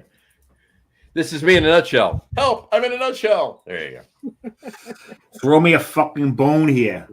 Exactly. I used the wrong accent there. Sorry. No, I it was a good accent. Wrong one. Until the last one. It was like, I mean, he's British. It was pretty good. He's British. If that was in Austin Powers was actually filmed in Brooklyn, you had it right. So, yeah. Wow, we need to remake this movie. I think we need to. Not a bad idea, actually. They took my fucking thumb. Groovy, baby. Groovy, baby. Yeah, it's groovy, baby. All right. Anyway, in a nutshell, or I digress, if you want to go there. It's twice now you used it. It's twice I used it. John only used it once. How much do you have to pay Mova Hill for that? I don't know. We'll talk to him. We'll talk to him next week on the End of Chaser podcast, and we're up to like $1.75 now. I think. Yeah, you're probably gonna. We're gonna, we'll just rack it up until we get to $10, and we'll send him a bottle of bitters and call it a day. Yeah, there we go. There we go. What's the GDP of Panama? Yeah. Okay. I think it's $1.20. Something like that. Yeah, he's going to want at least twice that. Okay. At least that. Fine. He tries a hard bargain, that bastard. He does. He really does. So, in a nutshell, globally, how do we all feel about online beer ordering? I mean, it's fantastic. It gives you access to stuff as wonderful as today's, selection is, and you can get all these great beers. Come on, we're beer geeks. We want more. We always want. We want what we can't get, and it gives us what we can't get. So, I mean, that's one of the bad things about the industry, right? We're not very loyal to the local stuff. But on the plus side, but on the plus side, I mean, for somebody like me, it gives me access to old home, right? I can get stuff that I grew up with and breweries that I love and breweries from where I grew up and can't get down here. So that has a lot of value too. So absolutely. Yep. That's my thoughts. I've got a couple of thoughts on it. One, 3 old guys drinking beer. What that means is you've got 3 guys who've been drinking craft beer for decades. Mm-hmm. We're always looking for something new. We're looking for new breweries. We're looking for new flavor combinations. So the services help us with that. John and I live in a state where we get a really good distro into the state, so we can find some great stuff. But we can't find everything. So they have the service. It's a double-edged sword because the services also know this. Right. So there's a cost. There's an upmark. Sure. Right. The shipping fees, all of this. If you want it, and let's face it, it's a want. Mm-hmm. You look, I want this. We will say need. Do we need it? Yeah, maybe. But it's. Oh no! Sometimes it comes to a need. Sometimes it comes to a need, and you look at this, and they've got you. They've got you. Tavour more than anything because of what they throw up there, the things that they have. Tavour is very, very good at riding the trends, knowing this is. They pay very close attention to ratings. It's rare to find anything on Tavour that's rated under a 4 on Untapped. So you can see what they do, and they'll charge you for it. So it's that double-edged sword. So it depends on how much of that want there is, but it's replaced the beer trading of the past. So in a sense, it's more honest, right? Because all three of us have come across with beer traders that have not been entirely honest with you, right? This, they have no choice other than be honest. It's, otherwise, their reviews suffer from it. Sure. So it's a more honest way of doing beer trading, except rather than trading beer for beer, you're trading beer for cash. So there's no ISO FT involved in it. In search of what I want, FT cash, right? So they've served this role. Well, that's the other thing too. You'll see ISO / and a $sign. Yeah, but they've filled this niche. And that's not on the online beer ordering either. That's on the FT thing. Yeah, some people want cash for it, which is quite illegal. 100%. And I've never done that. No, I have never dipped into the gray market. Never. No, I've never done it. I'm sticking to that story. I said it here tonight. I've never done that. Your toes are crossed, aren't they? I can't see. I'm not sure. I can't see over my beer belly. I can't see through my desk. My feet are way under it. I haven't seen my toe. Whole thing. I haven't seen my willy in ages. Well, you clearly need to have a Dick's Cream Stout, but I don't. Yeah. There you go. I couldn't see that either. I don't know if it's where it's coming from. Where I can't see where it's coming from. Is that all I know is I've got to clean it up. But as Freud said, sometimes there you go. That's where he looks stained. John, what have you been doing over there? No, I just literally wiped up when I sat down before I grabbed the paper towel and I wiped it up. Yeah, he also had a Dick's Cream Stout. Yeah, apparently. He may have made his own. But no, these beer ordering services, seriously, they have their place. They're a beautiful thing. If they weren't a beautiful thing, I wouldn't have bottles in my crate right now. I wouldn't agree to pay for the shipping charges that are charged by them. And I understand these shipping charges. They're fair because shipping alcohol is expensive. So Tavour could seriously charge more than they do. If I'm going to get 20 cans that I paid between $5 and $7 for each, and it's only going to cost me $14 to ship it to my house. Yeah, done. And that's what I love about Tavour is their shipping charges are less than most of these other services. But they've got their place. They're a wonderful thing. Be careful with them. Again, like I said, Tavour after mid-November, don't order again until after and the year. That's not a problem with the beer. That's a problem with I'm not just saying. I'm just saying it's not a problem with the service, but just don't do it there. And also, when you're going there, don't go too crazy. Look local first and see if you can actually get these beers where you shop before you order. Double check if you're not entirely familiar with what you can get in your state. Double check that before you order from Tavour. And I'm not saying to not give Tavour business by any means. No. I'm just saying if you can get, here's the thing. If you can get a 4-pack of something for $15, but Tavour is going to charge you $7 for one can, and you can drive to a store 5 miles from your house and get the 4-pack for $15, get it. Yeah. Yeah. So these services are really great for those who are educated, know what they're doing, been to their stores, shop their local stores, and really know what they carry, what they can get in. Right. These services are really, really fantastic for that. I would really love to see beer trading come back in vogue. The problem is beer trading got so dishonest and too over the top. And that's why the Biff revolution.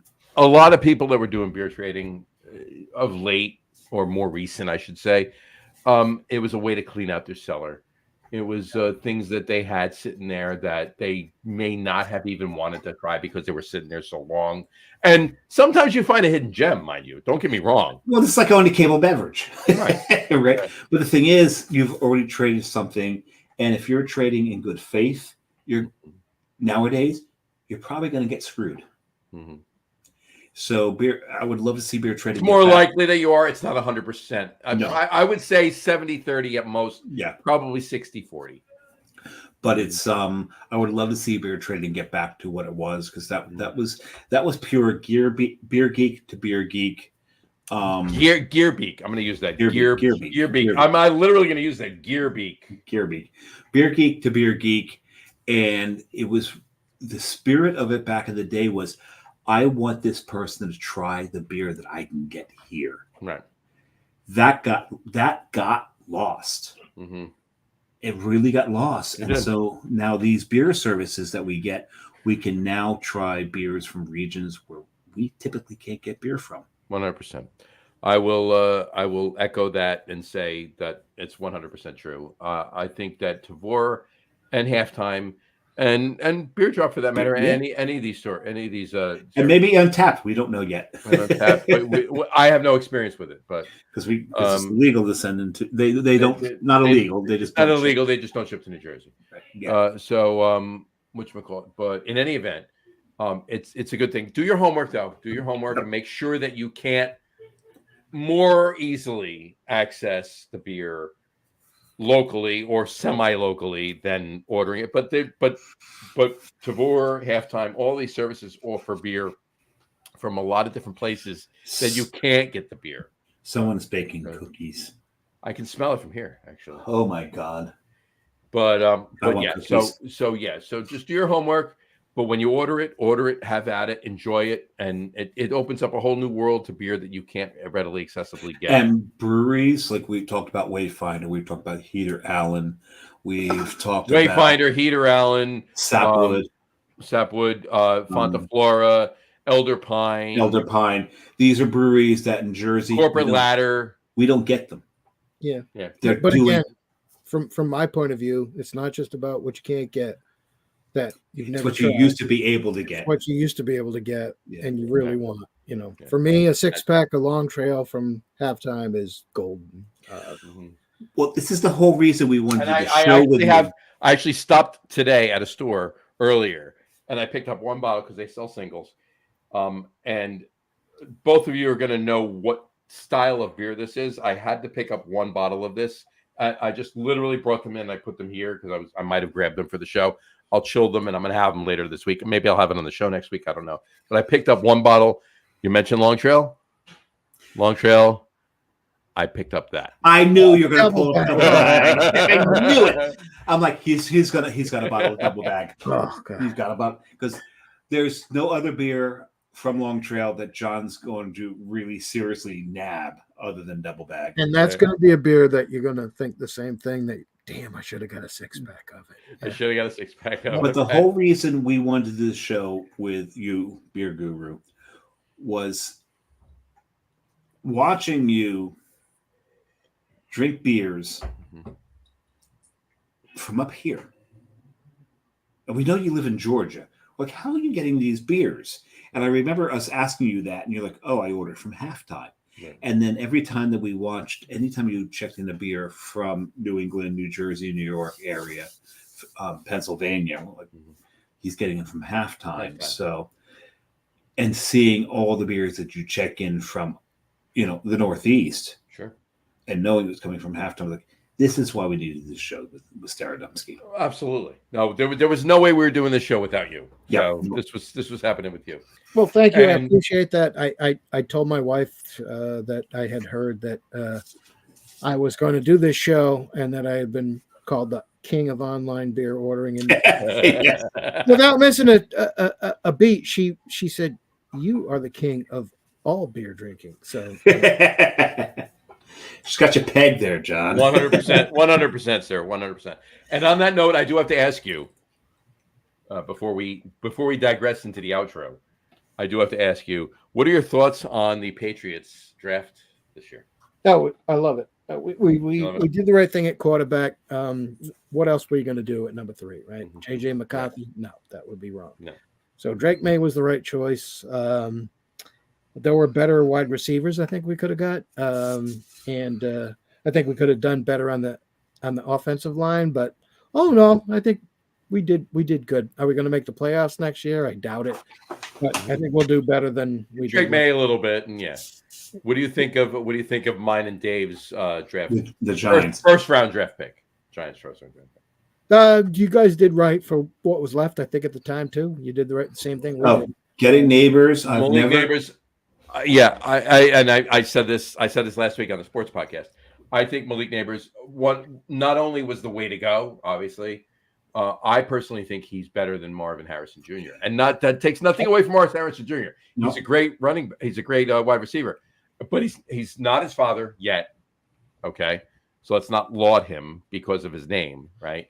But I think Malik Neighbors actually had a better college career than. However, I think that Patensky had it right with that one meme where Neighbors withdrew from the Rookie of the Year bet. Right. And that was because of one practice with Danny Dimebags. Okay. Fair enough. It's like, okay, yeah, this guy's not going to get me the ball properly. No, I mean, fair enough. I'm joking because I think the Giants had a very, very. I think they had an awesome draft. I think they had a great. But the thing is, they addressed what they needed to address. They need to address what they need to address. And I'm going to tell you right now, and John, agree with me or not, let me know.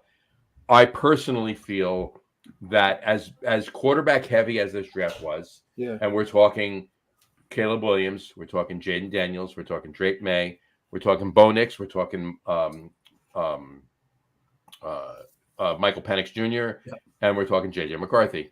Those six quarterbacks in the first 12 picks. That's never happened before. The closest we ever came to it was one of the biggest busts we've ever seen in history. 100%. Yep. Now, Brian Ryan and Now my point here was, I personally saw it as a 3-quarterback draft. Nothing against JJ McCarthy, but I personally think JJ McCarthy is Danny Dimes.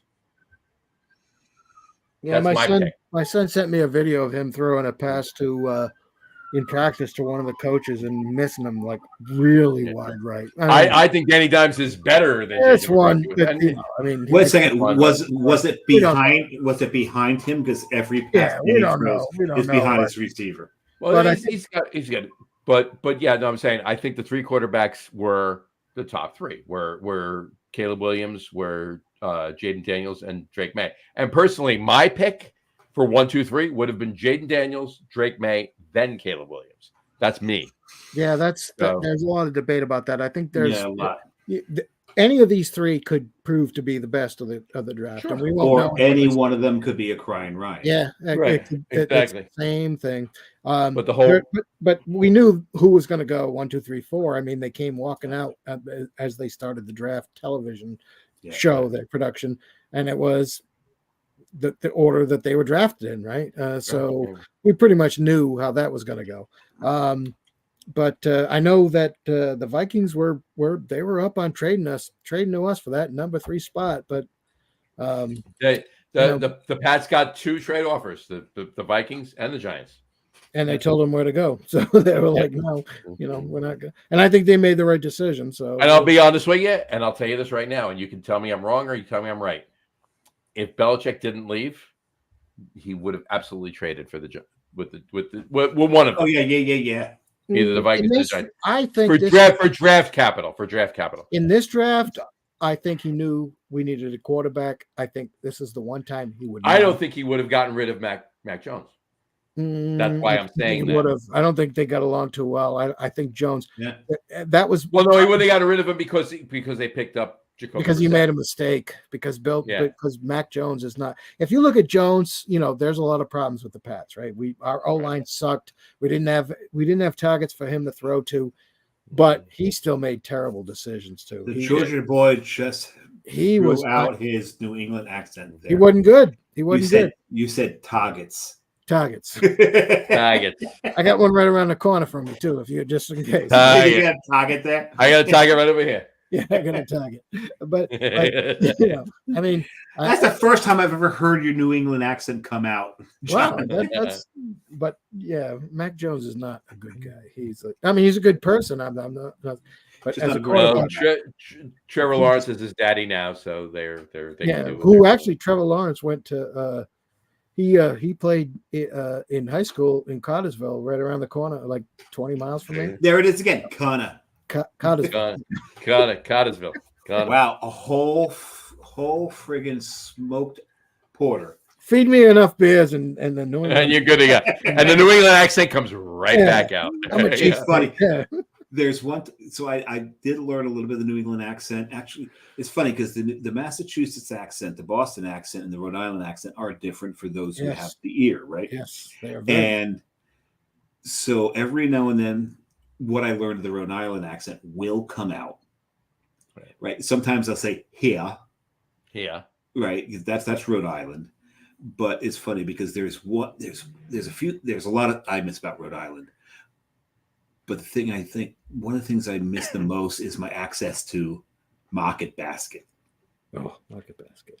Market Basket. And one time I said MAHKET. And one time I said it Market Basket. Went, no, that's not right. It's Market Basket. It's just but if you didn't know that an R is an H and you lived in New England, you're silly. If you live in Massachusetts, you're also going to go to Stop and Shop. Stop and Shop. Yeah. Which we had. How do you say Shaw's though? How do you say Shaw's? But the whole thing about Stop and Shop is you have to be rich to Stop and Shop's prices compared to Market Basket through the damn roof. Well, when I grew up, we had Almax, so but they're gone now. They're gone, and A&P, which you guys had. So we had A&P as well. We had A&P, Grand Union, and ShopRite. You know what A&P stood for? Atlantic and Pacific. Atlantic Pacific. Yeah. Atlantic Pacific. Tea Company. The Great Atlantic and Pacific Tea Company. Yeah. Yep. Tea Company. Yes. Yeah. APT. A&P's gone. Grand Union's gone. Grand Union's gone. ShopRite's still going strong, but Food Town's gone. Food Towns. There's 2 Food Towns left. Owned by the same guy. One in 2 towns that I lived in. One in North Arlington, one in Caldwell. We had Rojacks. We had Rojacks. Yeah, that was local in New England, and we had a company that A&P started. I think it was A&P. It was called Edwards.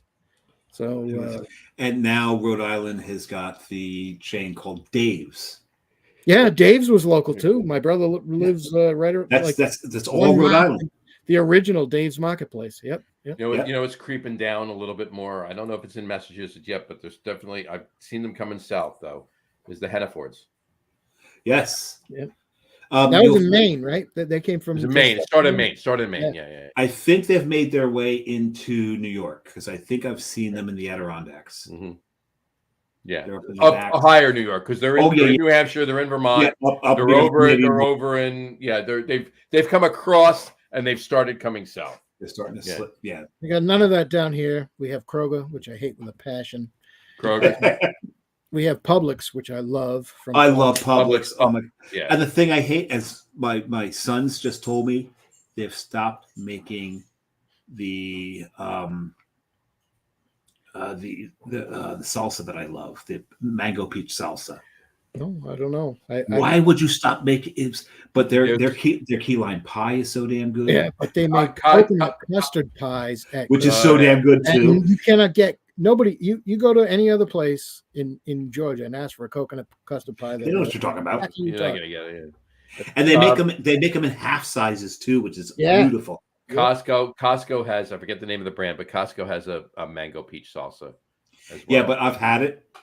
It's nothing like it. It's good, but it's not at Publix. The whole thing about the mango peach salsa is because you can get it. Newman's Own makes one, but they tend to be thick. Yeah, there's a thickness to them. Mm-hmm. The Publix got it right because they used underripe mango. They used underripe peach, so it is bright. It's so refreshing. And There you the go. fact that Publix stopped making it wounded me. And and John, the fact that when I was in last May, when I was a year ago, right now, I was in Nashville.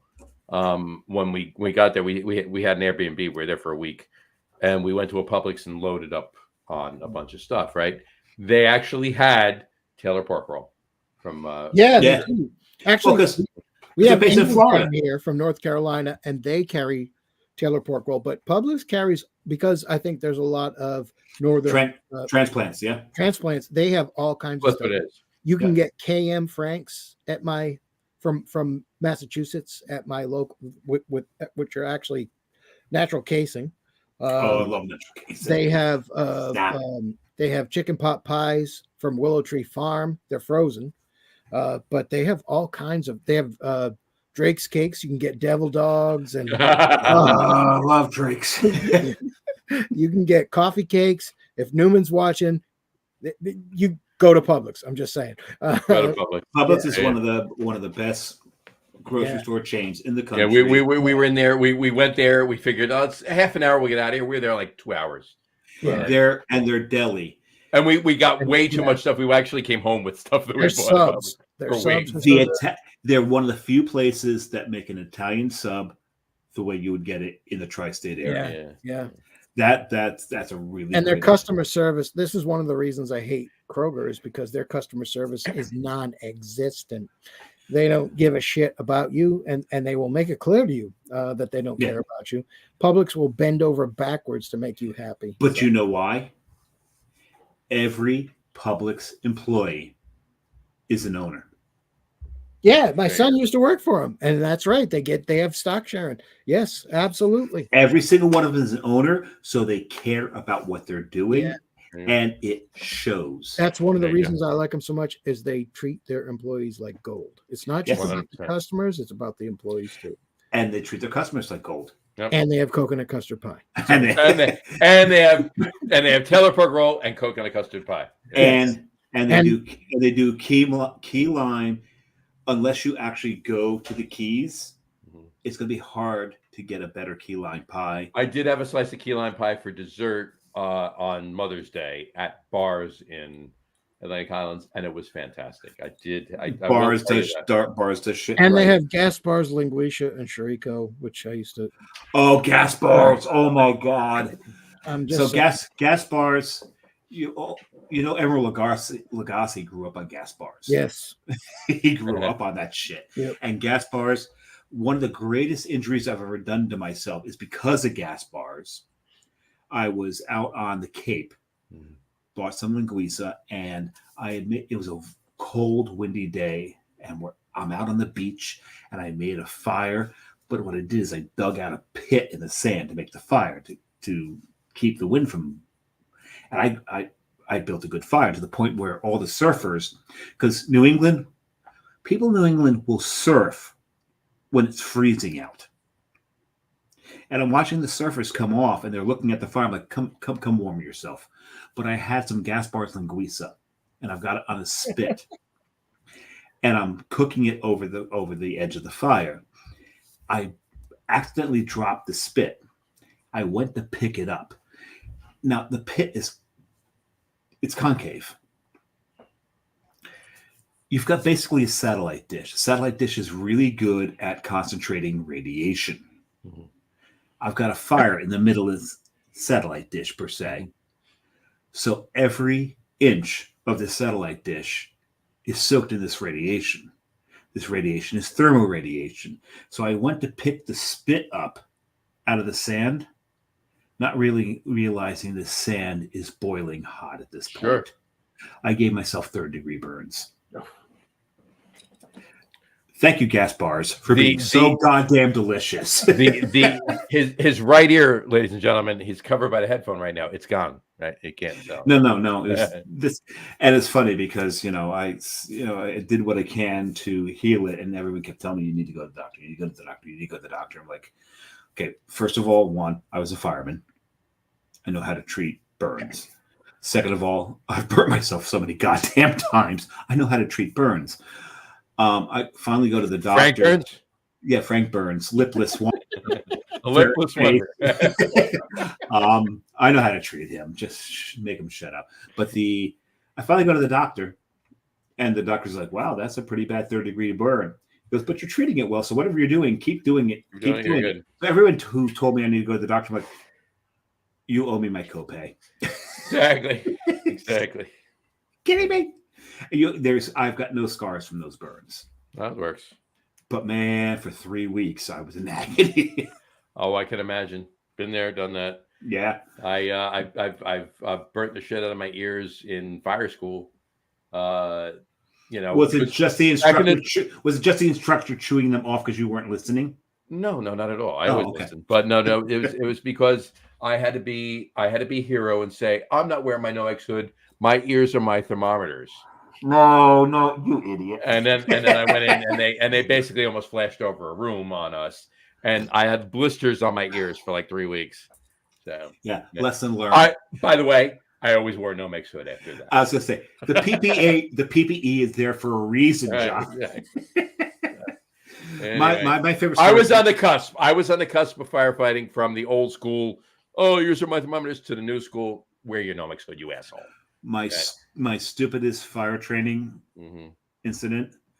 We were doing a search and rescue where they had blurred out our masks, but because mass confidence. Yeah. So, but because we couldn't afford to use the tanks, we had to put our hoses into our jackets. Sure. Mine had fallen out, and I'm searching a bathroom. Guess where my hose fell into? So I sucked up a shit ton of toilet water. Now I'll tell you. Now that this proves to how long ago you're talking, okay? Because those low pressure hoses that came out of the masks went by the wayside in 1988. Yeah, it would not have sucked the water out. Right. And so, of course, I get all this toilet water in my face. I rip my mask off, and one of the officers is like, "You're dead." The other officer's like, "That wouldn't have happened if we'd had tanks." Anyway. I was going to say your hose went into a Dick's Cream Stout, but what do I know? Dick's Cream Stout. That was that. Yeah. Exactly. They were like, "Oh, it's a Dick's Cream Stout." Hang on, I'm gonna sit right here for a minute. There you go. Well, you know what? In that particular drill, we did come in through the back door. All right. On that note, folks, I want to thank everybody for watching, and for those of you who did. No, I'm sure you did. I had to use a K tool to get in. There's a K and this. Yeah, it's the whole thing. Anyway. Before I read the outro, anything else on online beer ordering? I think we covered most of it. Online beer ordering, it's either for you or not for you. It depends upon what you're willing to spend. It also depends upon where you are in your beer journey at this point. Let's face this, us 3 old guys drinking beer, we're at this beer journey where we're just looking for something we've not fucking had before. Right. Because we've drank so much through the years. There's so many flavors we've drank. We want something new. We want breweries that we've never had before. But there's even like stuff we've had before. We want to see how this brewery we don't know yet renders that particular style. So there's so many ways for those who have been in it for a long time. This appeals to us. But it's up to you. Where are you on your beer journey? What's your bank account like? That's another thing in there. If you are young in your beer journey, I would say avoid these for now. Research. Go into your local.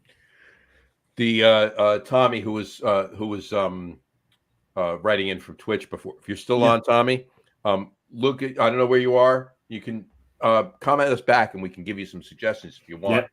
Seriously, no matter where you are, no matter where you're located, we'll give you some suggestions. And if you write us up, if you don't comment back right now, and if you write just hit us on the website. Hit us on the website. We'll give you some suggestions. But absolutely, I mean, not that you shouldn't by any means check out an online beer ordering, but there's always and we preach local. We always preach local.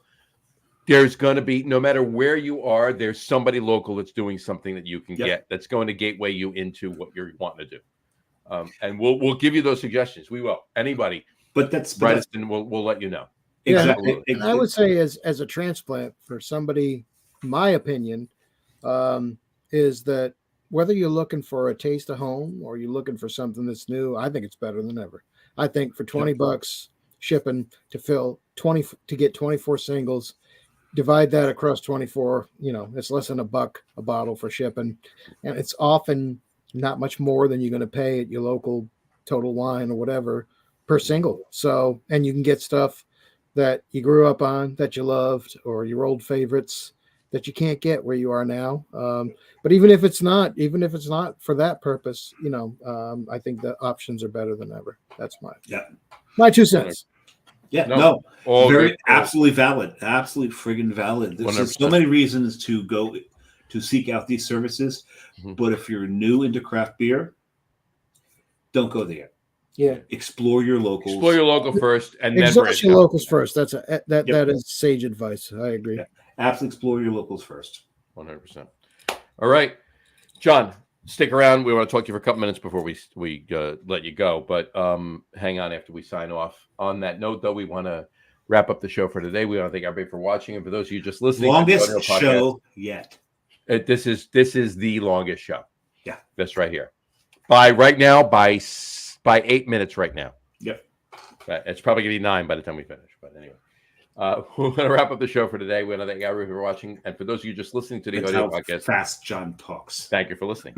Don't forget to visit our website. He's going to stretch this out for 15 minutes over. www.lageroom.com. That's LAGERROOM.com. And please remember, like us and follow us on all of our social media, Facebook, Twitter, Instagram, and of course, our YouTube channel. All of them are at The Lager Room. Remember, we go live with a video podcast on Facebook, YouTube, X, which used to be Twitter, and Twitch every Tuesday night around 6:30 p.m. Eastern Time. And for those of you who just want to listen to the audio podcast, you can do so on our audio host, Spreaker, as well as iHeartRadio, Apple Podcasts, Spotify, Odyssey, Audible, Google Podcasts, Amazon Music Podcast, TuneIn, Podcast Addict, Castbox, Deezer, Podchaser, Listen Notes. Pretty much anywhere you can find an audio podcast, you'll find the Lager Room Guys Craft Beer Podcast. And if you haven't done so already, please subscribe to one or more of those feeds, and you will never miss a show. Again, thanks for following along with us. Have a great rest of your week. Have a wonderful weekend. John, thank you so much for coming on the show. Thank you for this.